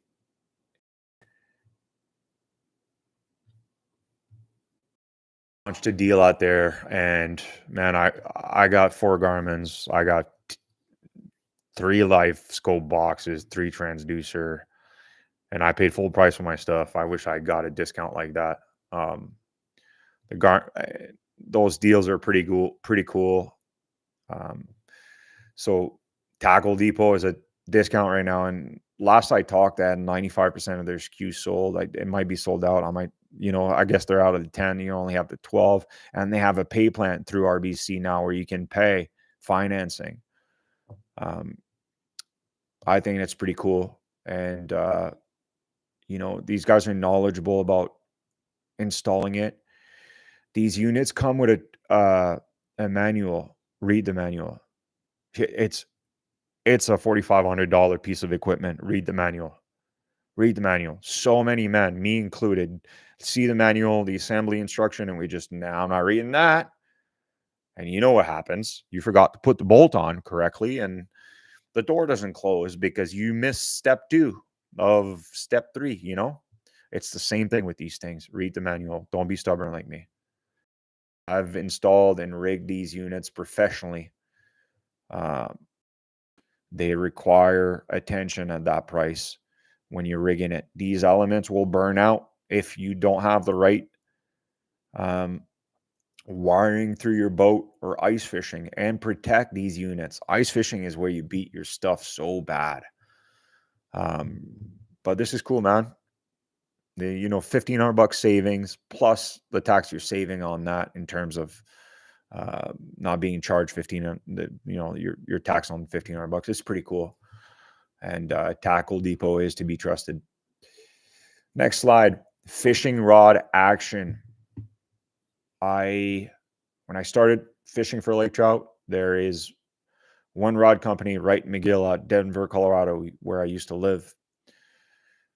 They had long rods, 50-inch.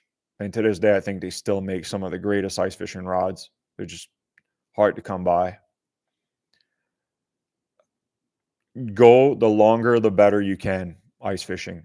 I like 44 inches, really good to me. 48 inch if I need more leverage. You need leverage against these big fish. The more length that you have through your rod, the more forgiveness you'll have. Fast action means it's the action of the rod will stop very quickly. It'll all be in the tip. Moderate action, it'll be through the rod. And in slow action, you're not going to see. And most ice fish rod that have a moderate action, they'll literally bend here and through the blank here. I mean, you're catching a 10, 20, 30-pound lake trout. Most rods are not rated for that. I am still dialing down the ultimate. I have the ultimate ice. Wicked Custom did one for me, and that's the ultimate ice rod. It was a 42-inch lake trout prototype that we never launched. That's my favorite ice rod ever made. So the reel setup,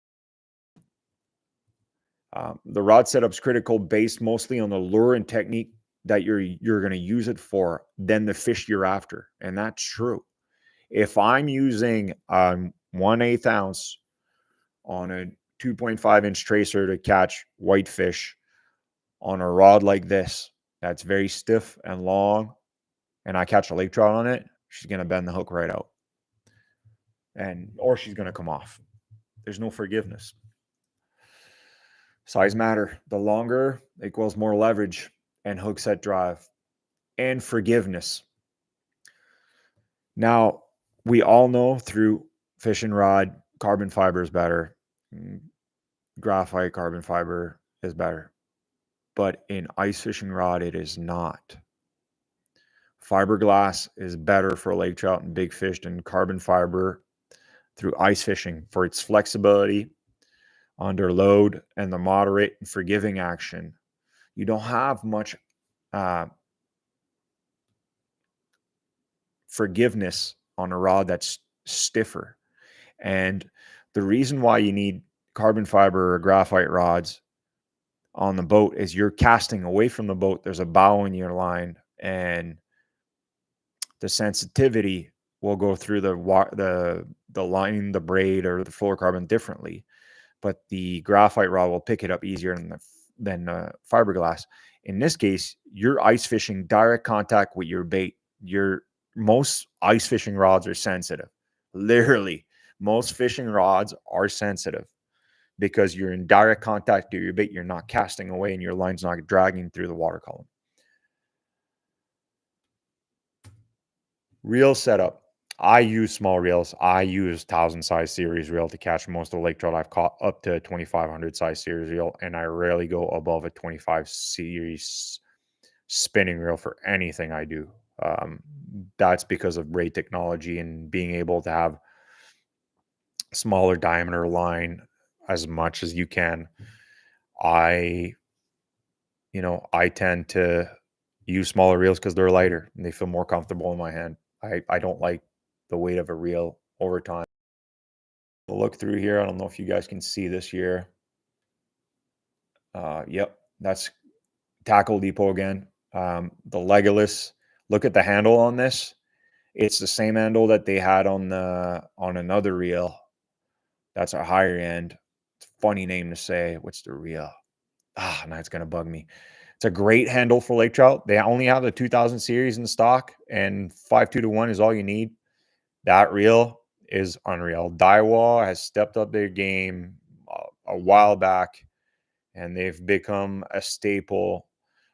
And they've invested money in Canada. They've put a warranty center in Peterborough.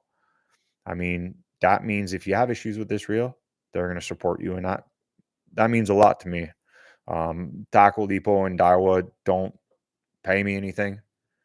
This is just, what I would buy if you're looking for gear.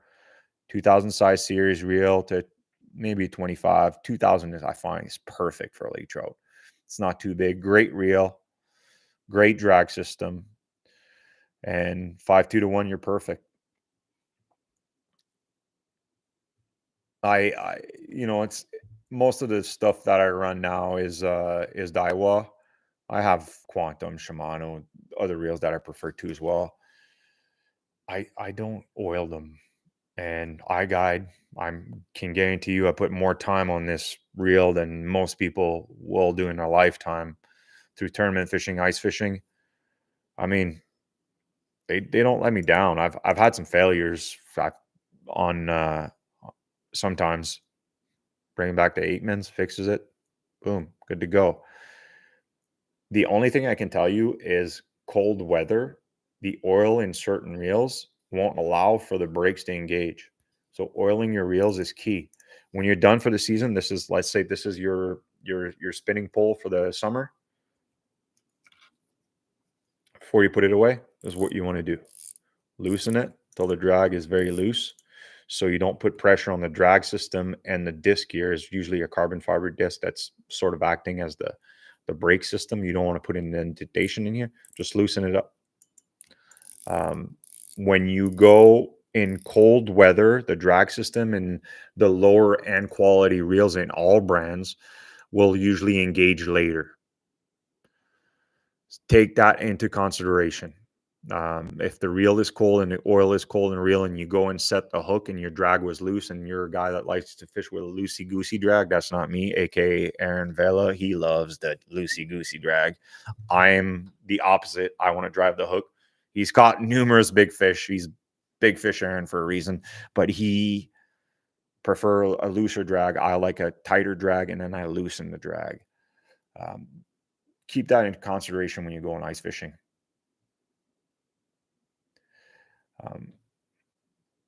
Yes, I meant to show you a rod. I was trying to look through Tackle Depot through a rod that I would buy based on. It's hard now because when you're trying to shop online and not go to a tackle store and see what they have, this what I'd be looking for at the store. And we're going to go through that here if I can find this thing again. Line and leader line 101. Okay, well, it's not here. But we're going to go through here. So line and leader line, 10-pound test is all I've ever used on Lake Simcoe for braid. You can go to 15. I actually suggest you go to 15. The line will last you a bit longer, and when it frays against the ice, it'll keep its coating longer. My main line is always braid. I don't mess around much with straight fluorocarbon ice fishing. You want that direct contact because you don't have enough leverage with that small rod to drive the hook onto those big fish. No, go back. Let me click on here.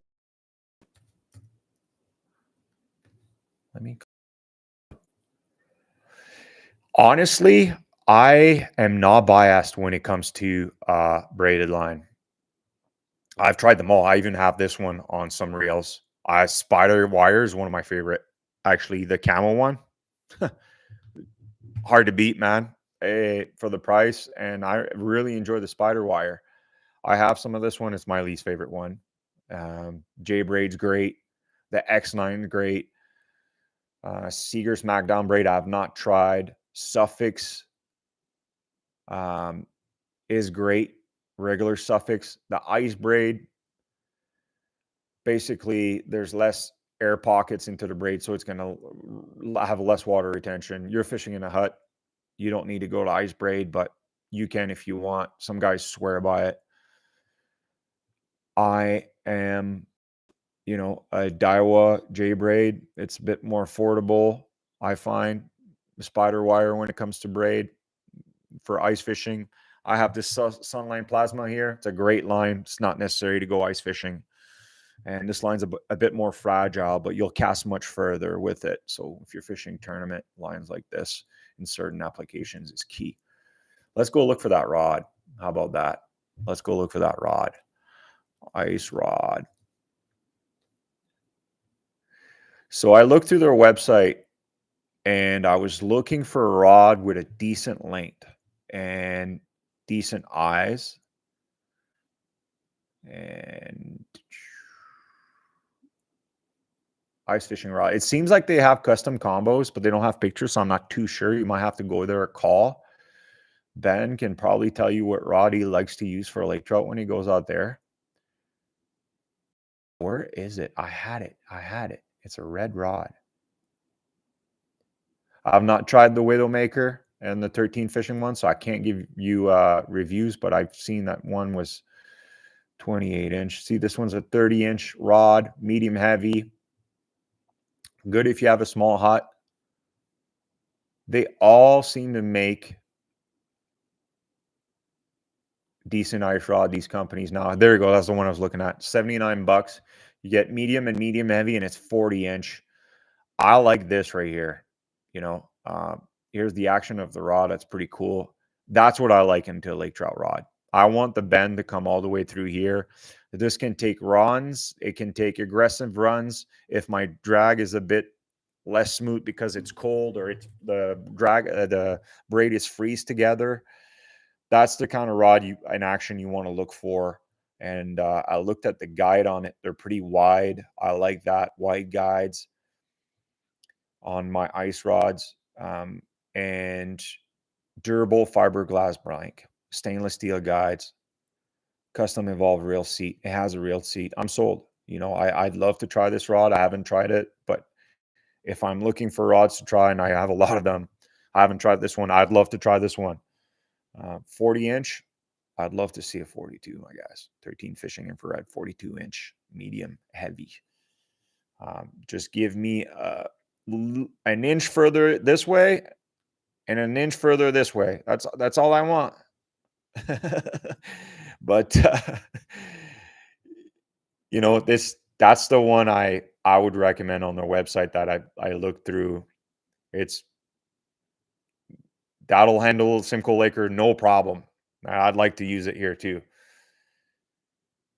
But My leader line, we'll go through the leader line back to tackle depot. That's what I use, man. I'm a sniper. I call it FC Sniper. I call it Sniper FC, fluorocarbon, Sunline. Expensive. You pay for what you get. You won't have to retie as long. And we've been through this. You know, seeing quality line and putting it in your hand, and the roundness tells you of the quality of the line, and the roundness has always been stable for me with Sunline. I grew up through tournament fishing using Sunline, and you do pay for what you get. 10-pound test is what I recommend. If you're going to fish a bit bigger lure, 12, and I fished all the way up to 20 pounds on Simcoe on some big baits. Again, the 20-pound test versus the 20-pound test that's cheaper from another brand is going to show a lot more in the water column versus this one. If you want to really, I don't fluorocarbon.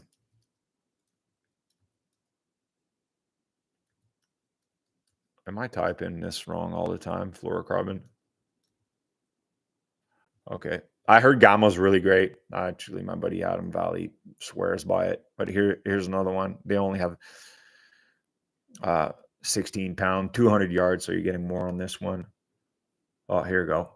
I like the FC crank is really good. Structure is very stiff fluorocarbon, but it's really good if you're fishing around rock.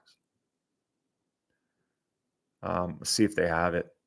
I've seen it earlier. They have the shooter here. The shooter is super expensive. That's the best fluorocarbon you can buy, but it's super expensive. Berkeley Fluoro Shield. I've never tried it, so I can't tell you. But I used to love fishing with the trilene transition line too as well. Okay. Snap swivels. White belts only, man. I want to do a social media thing where you send me a profile of a fisherman, and I shouldn't say this. I can tell you what colored belt he has and what stripe. I should do some like fishing reviews, because some guys have some really cool fishing stuff. But if I would go fishing with them, and I've seen some guys rig some stuff, and I'm like, how are you still using a snap swivel, man? Get away from using this, okay? Because you're never moving away from white belt level ever. This is the first thing that needs to come off your tackle box. There is no need to have this at any time whatsoever. Okay, it's elongating your presentation. It doesn't look natural. It makes a vibration through the water column. If you're casting, it's catching and dragging through the water column because it's thicker than your line. A big fish, with enough force, will pop this open and straighten it right out. I speak from experience. Your buddy fishes with a snap swivel and you don't, is he going to catch more fish than you, or are you going to catch more fish than him? I mean, it really depends. But I can tell you, if you come fishing with me, you're not going to use a snap swivel because I'm not going to let you. And I'm going to catch more because I'm not using a swivel. I'm direct. There's no slack in my line. Now, snap swivel, if you're going to use, say, a spoon or a crankbait or sometimes a swim bait, will give you more action. You can put a split ring right on here, and it's not going to have a chance to open up. You can also do a knot that has a loop in it if you want more action. I don't. I make a bulky knot. I've had issues where I've lost big fish where with snap swivel, I don't do snap swivels. I mean, no, I've used them. I still have them. It's just you're going to get better at tying your knots. And tying your knots quicker and retying, and retying your leader line and understanding your leader line knot, because you're getting too close to your main line, is going to make you a better fisherman. All right, next slide. We're deep into this. Some fun ones coming. Thanks for everybody who liked the live. Thanks for everybody that's visiting Critter Assassin and bought something. I can't take you enough for the support.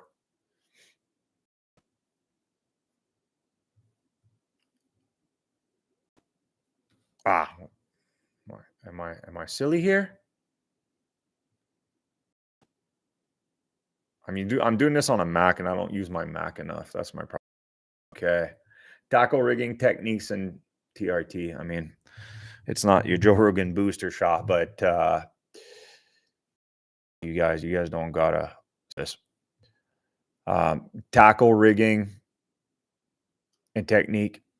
So dead sticking, it rules at any depth for any predatory fish: pike, walleye, lake trout, whitefish, not so much.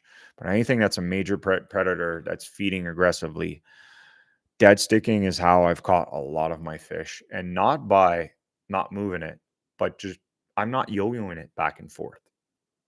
I'm just leaving it there, picking the curiosity of the fish. Is what's that doing there, not moving? And then it's going towards it and it shows interest and I start moving it away. The fish instantly triggers, thinking it's a smelt or a herring swimming away. And it's like, oh no, it's running away from me. I better get it. Like your dog trying to get the squirrel on the lawn. It's the same thing. If the squirrel stayed there, your dog's not going after it. It's just not. He's like, why is the squirrel coming towards me or staying there? It's not afraid of me. That's weird. Not a behavior I'm used to.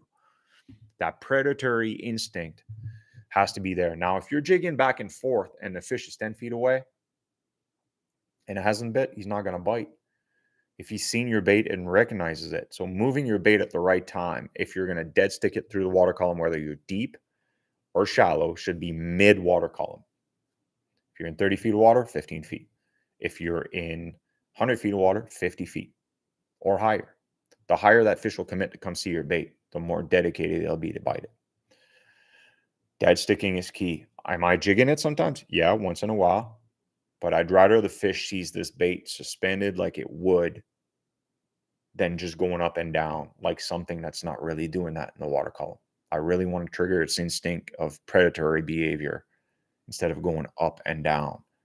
I'm still going up and down to attract them from way far because they'll feel the vibration or the clacking or vice versa. But if I know they're around or I'm not doing much, it's okay to leave your bait. What's not okay is to grab your rod, shake your rod, go like this when the fish is about to get to it. And like, what the hell is this smelt doing? I don't want this. It's not afraid of me. That's a messed up squirrel. You know what I mean? So those are little details that you got to take into consideration. To go up or to go down, when and why. Deep, you're going up.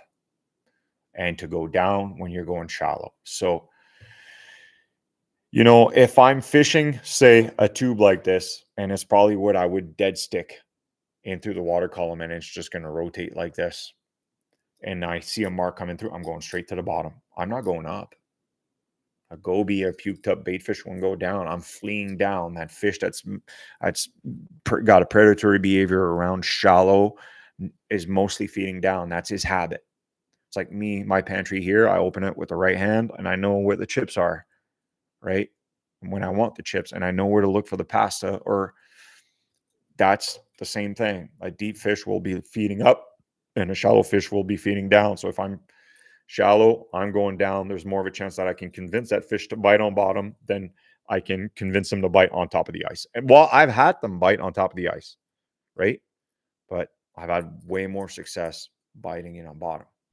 Now, a gentleman had a question here on how you're fishing your bait for whitefish or lake trout. It's the same way. Fish is around. You see the mark. You can see him through your hole.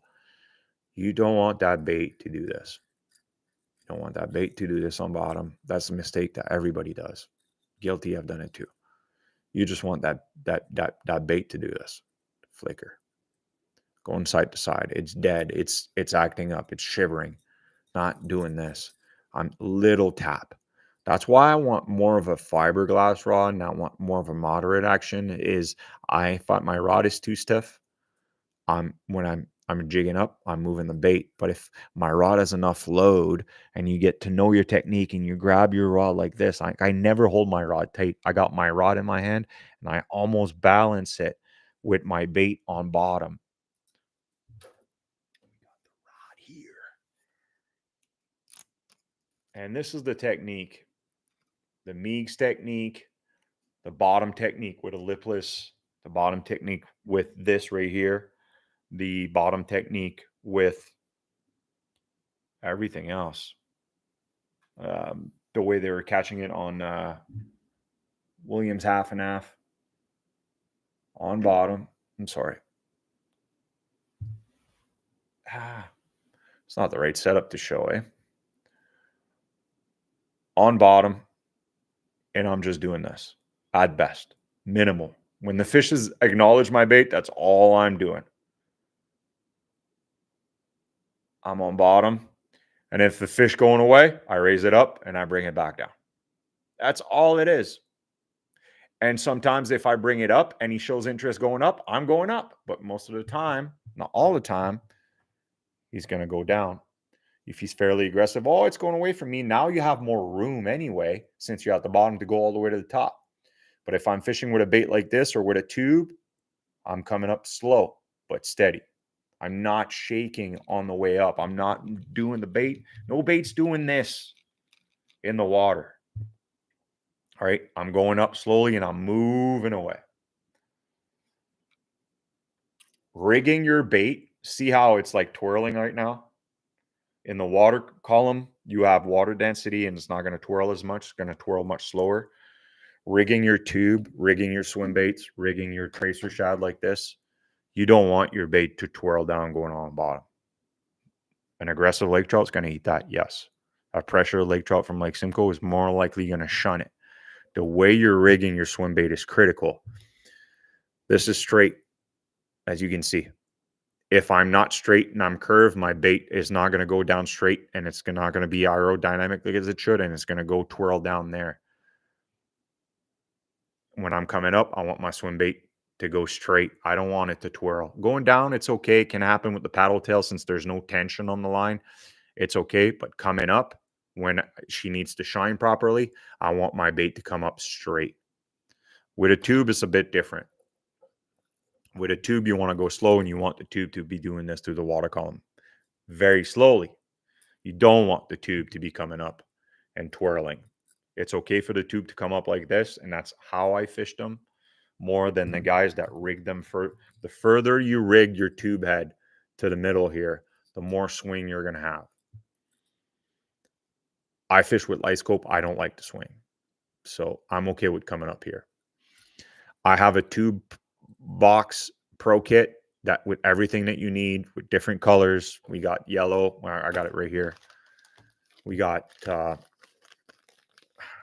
colors don't do justice. We got white and yellow triple dip. They're super durable. No salt, sand infused and added. We got deep blue, I call it. This blue glows in the dark. Blue is also the last color to be visible down the water past 70 feet. And it is my favorite color for those deep water lake trout. And I've done really well shallow with the yellow. And in the pro kit, you also have a tube rigging kit that comes with a feather treble hook at the back. You can't really see well with the lighting that we have here, unfortunately. But you can check them on Critter Assassin. I make everything. I tie the feather. Everything is per sea bass outdoor quality the way I like it. I'm a fanatic, analytic OCD when it comes to tackle. I want things to be run perfectly and last longer. The feather's epoxied here through the thread. It's not coming off like your regular feathered treble hook after one fish. I've tested everything. It's amazing. Maybe this one we see a bit better. Anyway, it's through a wire that's 64 pounds, saltwater grade with a premium hook on it. And these right here, it's glow in the dark blue. So when you introduce it into your white tubes that come with the tube pro kit, you'll see it through glowing in darker conditions, which sort of gives them a way to feed on. These are the grubs we do, but they're not on the website unless you buy the Lake Simcoe limited edition one. And I have another tube rig like this that comes with the tube rig box that has a willow leaf, and that's deadly, man. Talking about bites, and we're going to get through that. There's different bites for lake trout. There is that aggression, territorial bite, and there's that feeding bite I call. A lake trout will strike a spoon out of aggression because something is entering its territory and it's flashing and its behavior. And a lot of times they'll just hit the treble hook, the back end. They won't hit it as aggressively. You're not supposed to do that around the territory. Go away. Remember, they have a mouth. They don't have hands. They grab things sometimes with their mouth to let go of it. Your swim bait like this, your big white swim bait that's shaking all over the place and is not really bait fish orientated. That's more of a aggression strike. It's really good when your days are, the fish are super active. They're not as picky. A feeding strike, I find, is a more of a violent bite than an aggression bite because they want to eat it. They're going to eat this head first and your rod's just going to load up. Boom. If they're not nipping at the tail. If they're nipping at the tail, something's wrong into your presentation. Go smaller. Go a different color. On the tube, that's why we have the feathered treble hook, is I've discovered that if you have the feathered treble hook on the tube, if they're sometimes just being more picky on the tube and not most of the time they're super aggressive, they'll nip literally just at the feather and you can still get them going. You're going to see a lot of people in the industry start doing that and adding that to their rigs, that feather treble hook. Now, you can also add small curly tails. I make them. I haven't put them on the website. Or you can put a tracer once, say it's depleted, but you caught too many fish. You can put it on here and add this as a different color, or a Senko of a chartreuse color. You can put it here so the legs are glowing a bit more. I like the tube rig with the willow leaf on here. The descent is just amazing. That tube comes alive once you put a willow leaf here.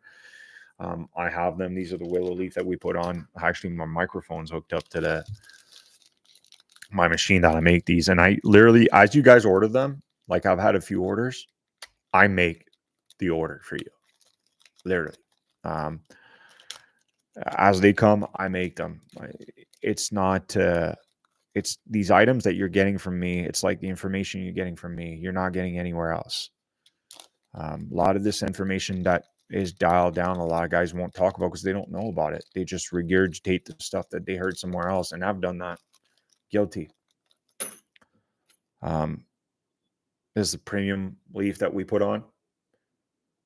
It's a nickel. We don't use brass. Brass will fade away. I have a few that have brass. I just don't like brass. You got to use either nickel or real gold. Gold is a bit more expensive, but it's not going to fade away like brass does. It's not going to tarnish. That willow leaf allows for your descent of your tube. Now your tube bed is 1 ounce. It is okay to go fish your tube in. Has a bigger, wider mast, 6-inch tube. And they'll float in the sediment at the bottom, and they won't bury themselves as much as you would if you're fishing with straight jig head like this, where it's straight lead. It's more aerodynamic and it's going to go through the silt. That's how I rig the tube. That's how the Tube Pro box come with. I'm going to add more pictures so you can see more into details. I don't like the pictures that I have there, but I've been super busy. And making tackle for you guys. So I focus on the quality over anything else right now, over the website, over the orders. Just want stuff to be right. I want to manufacture stuff in Canada. I feel that's how we support our industry, and some of the best tackle manufacturers to this day are still in Canada. Freedom Tackle was designed, created in Canada. I get to speak with Mike quarterly, I'd say, and we talk about fishing. ask me about questions, and I ask him about questions in manufacturing, and he's helping me with that. I'm super thankful. He's giving me some insight, stuff that I want to fight for, that I hear about in the industry, and the good fight, and they're going to come. Has nothing to do actually with tackle manufacturing in Canada. It has to do with tackle manufacturer, not certain locations that want certain packaging that is just a waste of space, and we'll highlight it later. We'll just make it better. Keep that for us. Yeah. So going back, sorry, squirrels. If you got 2 rods, Lake Simcoe, you can use 2 rods. Our traction bait, big bait I have in the water column, sitting like right like this, and I'll have literally whitefish come and see them shallow. And then I'll have my, little tracer sad, little swim bait 2 is not bad. Make swim baits, they're just not up yet. Little tracer shad, a little fluke on bottom. If I'm really dedicated to just lake trout, these are the baits I'm going to have. High up in the water column, and I'm jigging this on bottom, hoping a lake trout comes through with the rattles. You'll see that tube bite it's a feeding bite. When they're biting a tube, it's not out of aggression. Your rod's going to load up, and they're putting down their throat. If a fish you think has missed your lure, it's not. It's not. Especially not a lake trout or a bass. If you hook the fish on the side of the face, he just came and inspected it and basically probably tried to tail slap it or slap it with its mouth. Hey, go away. Don't do this in my territory.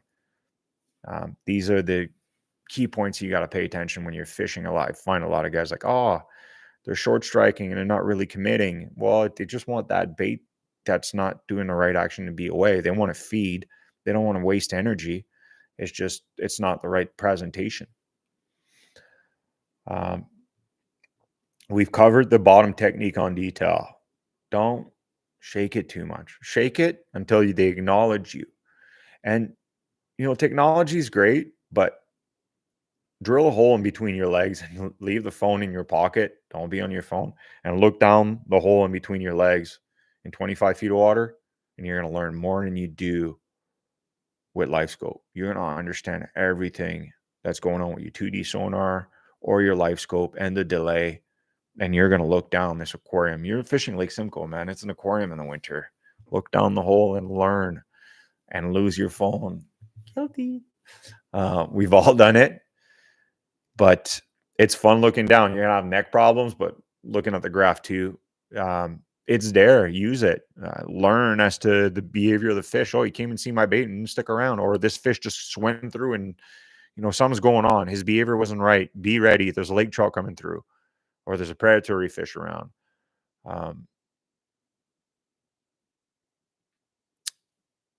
Why tube rules? I have a point here on the presentation. Tube just rules. They catch big fish. They catch pressured fish. It's the bait right now to catch a big muskie. It's the bait right now to catch a big lake trout. It's the bait right now. I'm going to make it. I've already proved it. Here, we've caught numerous burbot in a double digit on tubes in the summer off a boat. No chumming. And I have witness to prove it. It's amazing.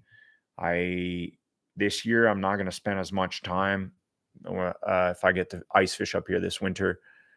I'm really going to focus on that burbot and dialing them down a bit more. And I love the taste of them, man. They taste so good. Like if you catch a burbot and you skin it, take the meat, don't put it in the freezer. You got to eat it right away. It's just the meat's going to sort of get jelly and mushy. Burbot you have to eat it the same day. If you really want to taste it, you just boil it with salt water, pull it out, and just dip it in melted butter. And oh my God, it's poor man's lobster. It's really good. It's really good. And you got to remember, there's burbots around. That means there's little burbots around that you don't get on Lake Simcoe. Where are they? They at the bottom of the mouth of a lake trout, and it gets digested really quickly. It has no scale to digest through. It's probably the easiest fish for them to digest is a burbot. And 9-inch grub like this, you're going to start seeing a lot of guys throwing that on Lake Simcoe now. This right here is available through Critter Assassin. You can get it on Lake Simcoe edition box. There's only 20 bucks. I'm gonna do it like this. There's some glow in the dark in this green here. You can't really tell. Not much, just a little pigment. And being able to play with this and actually target bigger fish. Bigger fish would prefer a bigger meal than waste energy on a small goby. I'm telling you, if you have this at the bottom and a hungry lake trout, big lake trout comes through, and you have your little goby bait and this, she's going to prefer this. Just have the right equipment to be able to handle this bait. This is a 1 ounce bait. You have the right rod. If you're doing it with a small 30-inch rod, are you going to land the fish? Probably. You're more chance your percentage is going to go higher if you have the right rod, like we've seen on Tackle Depot. I'd be fishing this on 15-15 or 15-10, but 15-pound braid, 15-pound fluorocarbon. And it is a fun bite. And these baits last long. Like, no salt. It's amazing.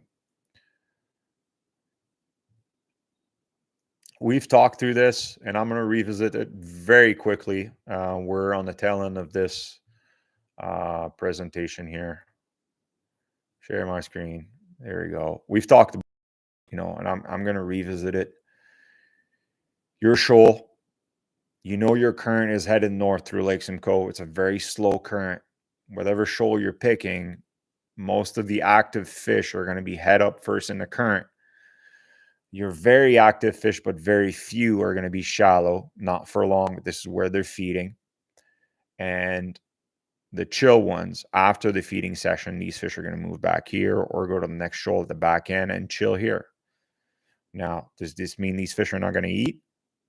Well, if they just ate and they have a long time to digest through the cold weather of the ice fishing world, they don't digest as quick.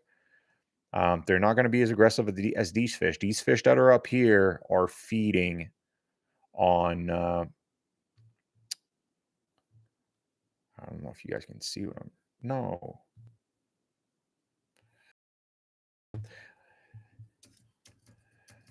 But we've talked about this. Like, if you watch the whitefish seminar, same thing applies for bass, same thing applies for walleye.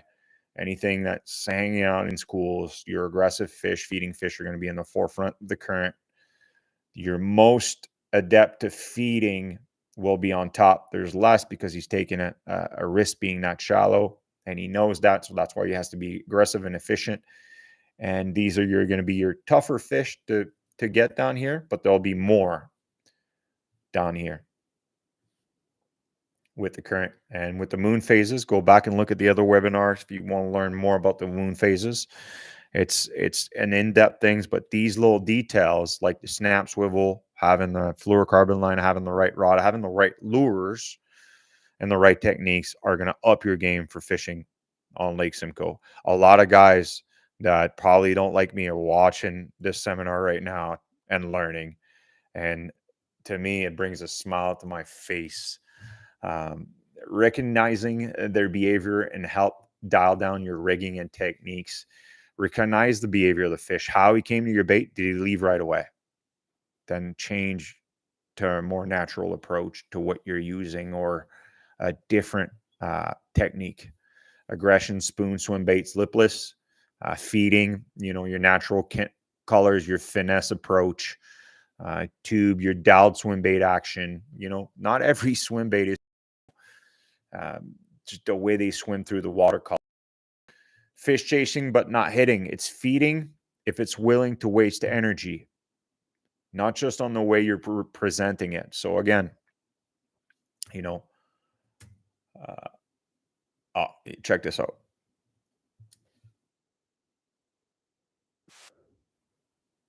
So I got this lake trout and she's going away. So I'm snapping my line. Now I'm just jigging very lightly and I'm showing you, hey, I'm over here in the rocks.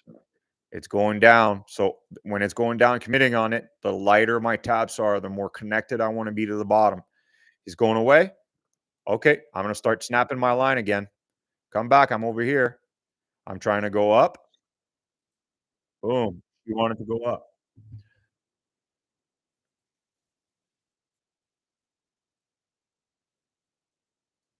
But anyway, it turns out it wasn't that big. It's just like in the teens.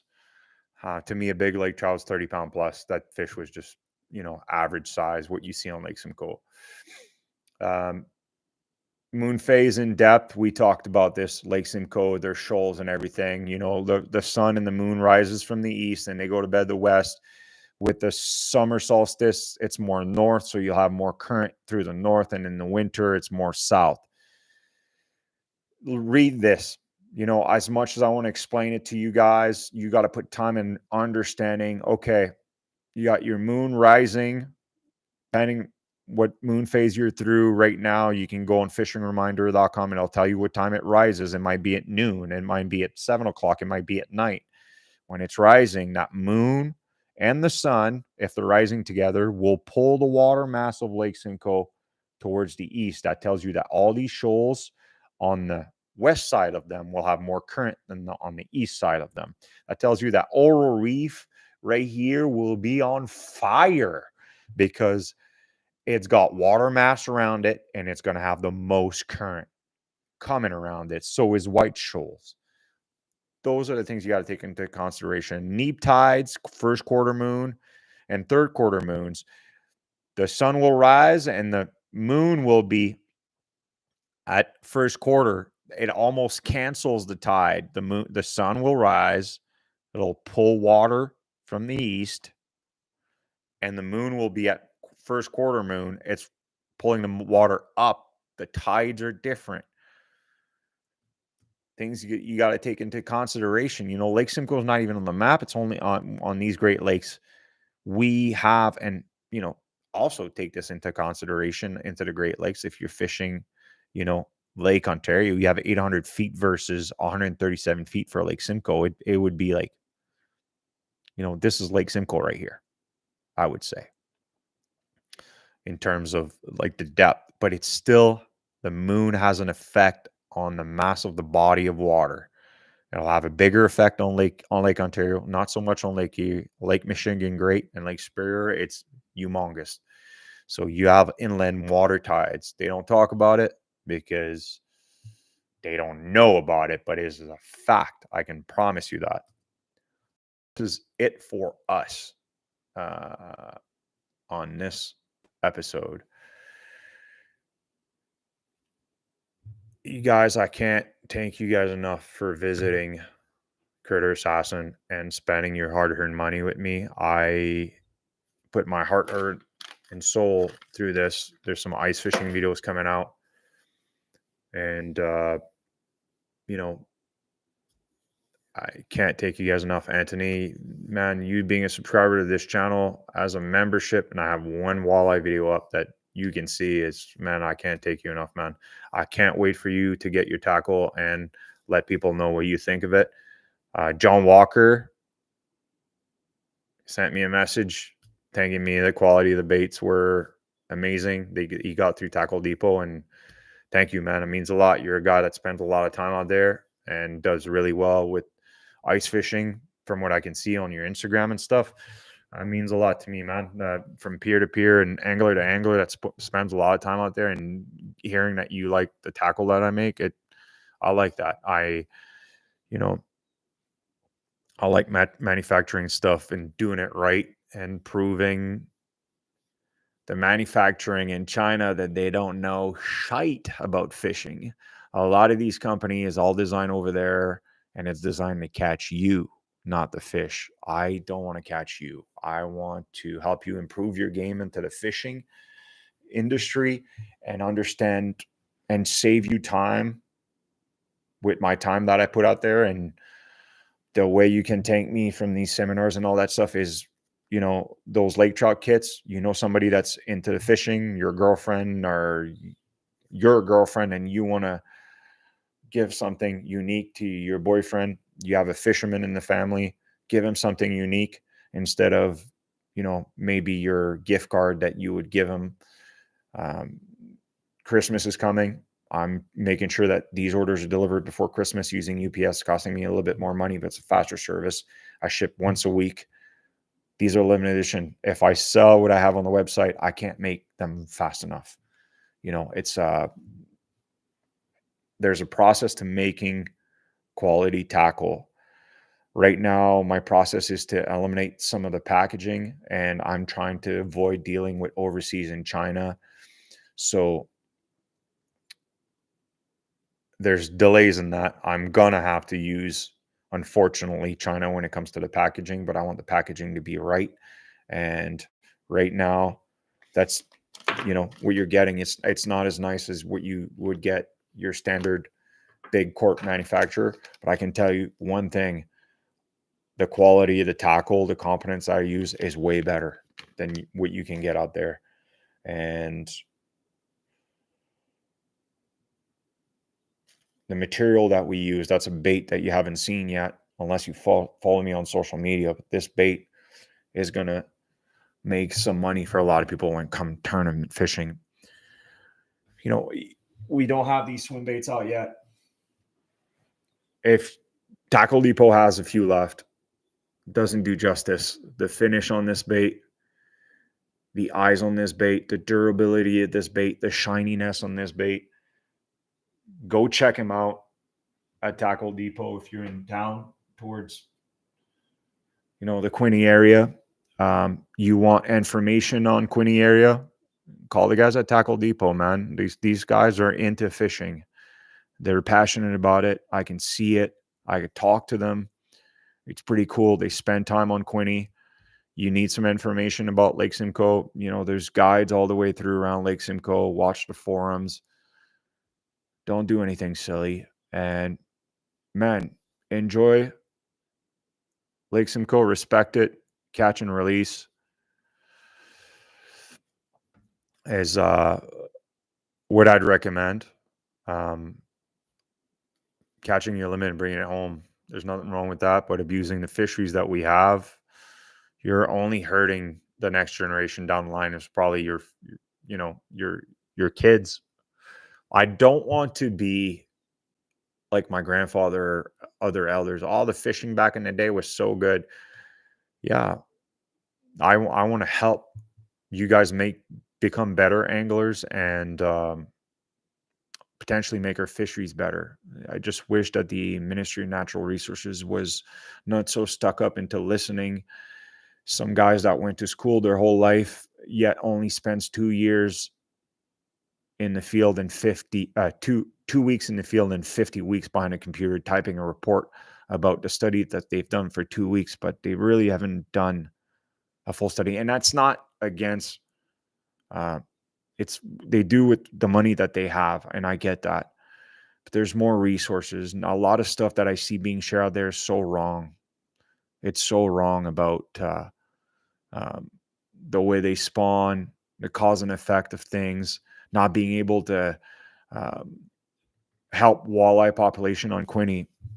Prime example. Why isn't the MNR not contacting the First Nations? Most First Nations are working with the MNR, the leaders anyway of the First Nations, and say, hey, you can go spear and net like you do when we can't stop you anyway, but we would like to come. We have a trailer. We have the lights. We'll help you clean them. We'll even provide you with Ziploc bags. All we want to do while you're doing what you're doing is take the eggs from the fish that you're catching and milk them in our trailer and make sure that those walleyes, although they didn't get a chance to spawn, the eggs actually can be saved. Those walleye eggs hatch within 72 hours from spawning. And when those walleyes are up that shallow and they're spearing them or they're netting them, they're doing their thing. They're not there because they want to be in that creek that shallow. They're doing anything that shallow. I just feel like there's some miscommunication. There's great ways that we can help make our fisheries more sustainable and more fruitful. We don't need to have rainbows in a net creating diseases to make our fisheries better. We don't need fish hatcheries. We need to help them spawn in a positive way and take the genetics and make it better. I never going to be a good basketball player or the best athlete in the world because my genetic is not there. Genetically, athleticism is from a different race or different genetic. I'm at the bottom of the list, so don't take me for that. but I might be better for when it comes to being an athletic and all that stuff. So maybe you can mix me and make, you know, my gut health is not the greatest, but if you mix me with genetics that have better gut health, you can maybe eliminate all that. It's the same thing with our fishery. I think we try to control too much instead of, hey, how about we just help them? We still leave them in nature. We're just going to help them make it more sustainable. Putting them in a cage and turning in circle is no different than having them in the ocean, is no different than having them in a tank.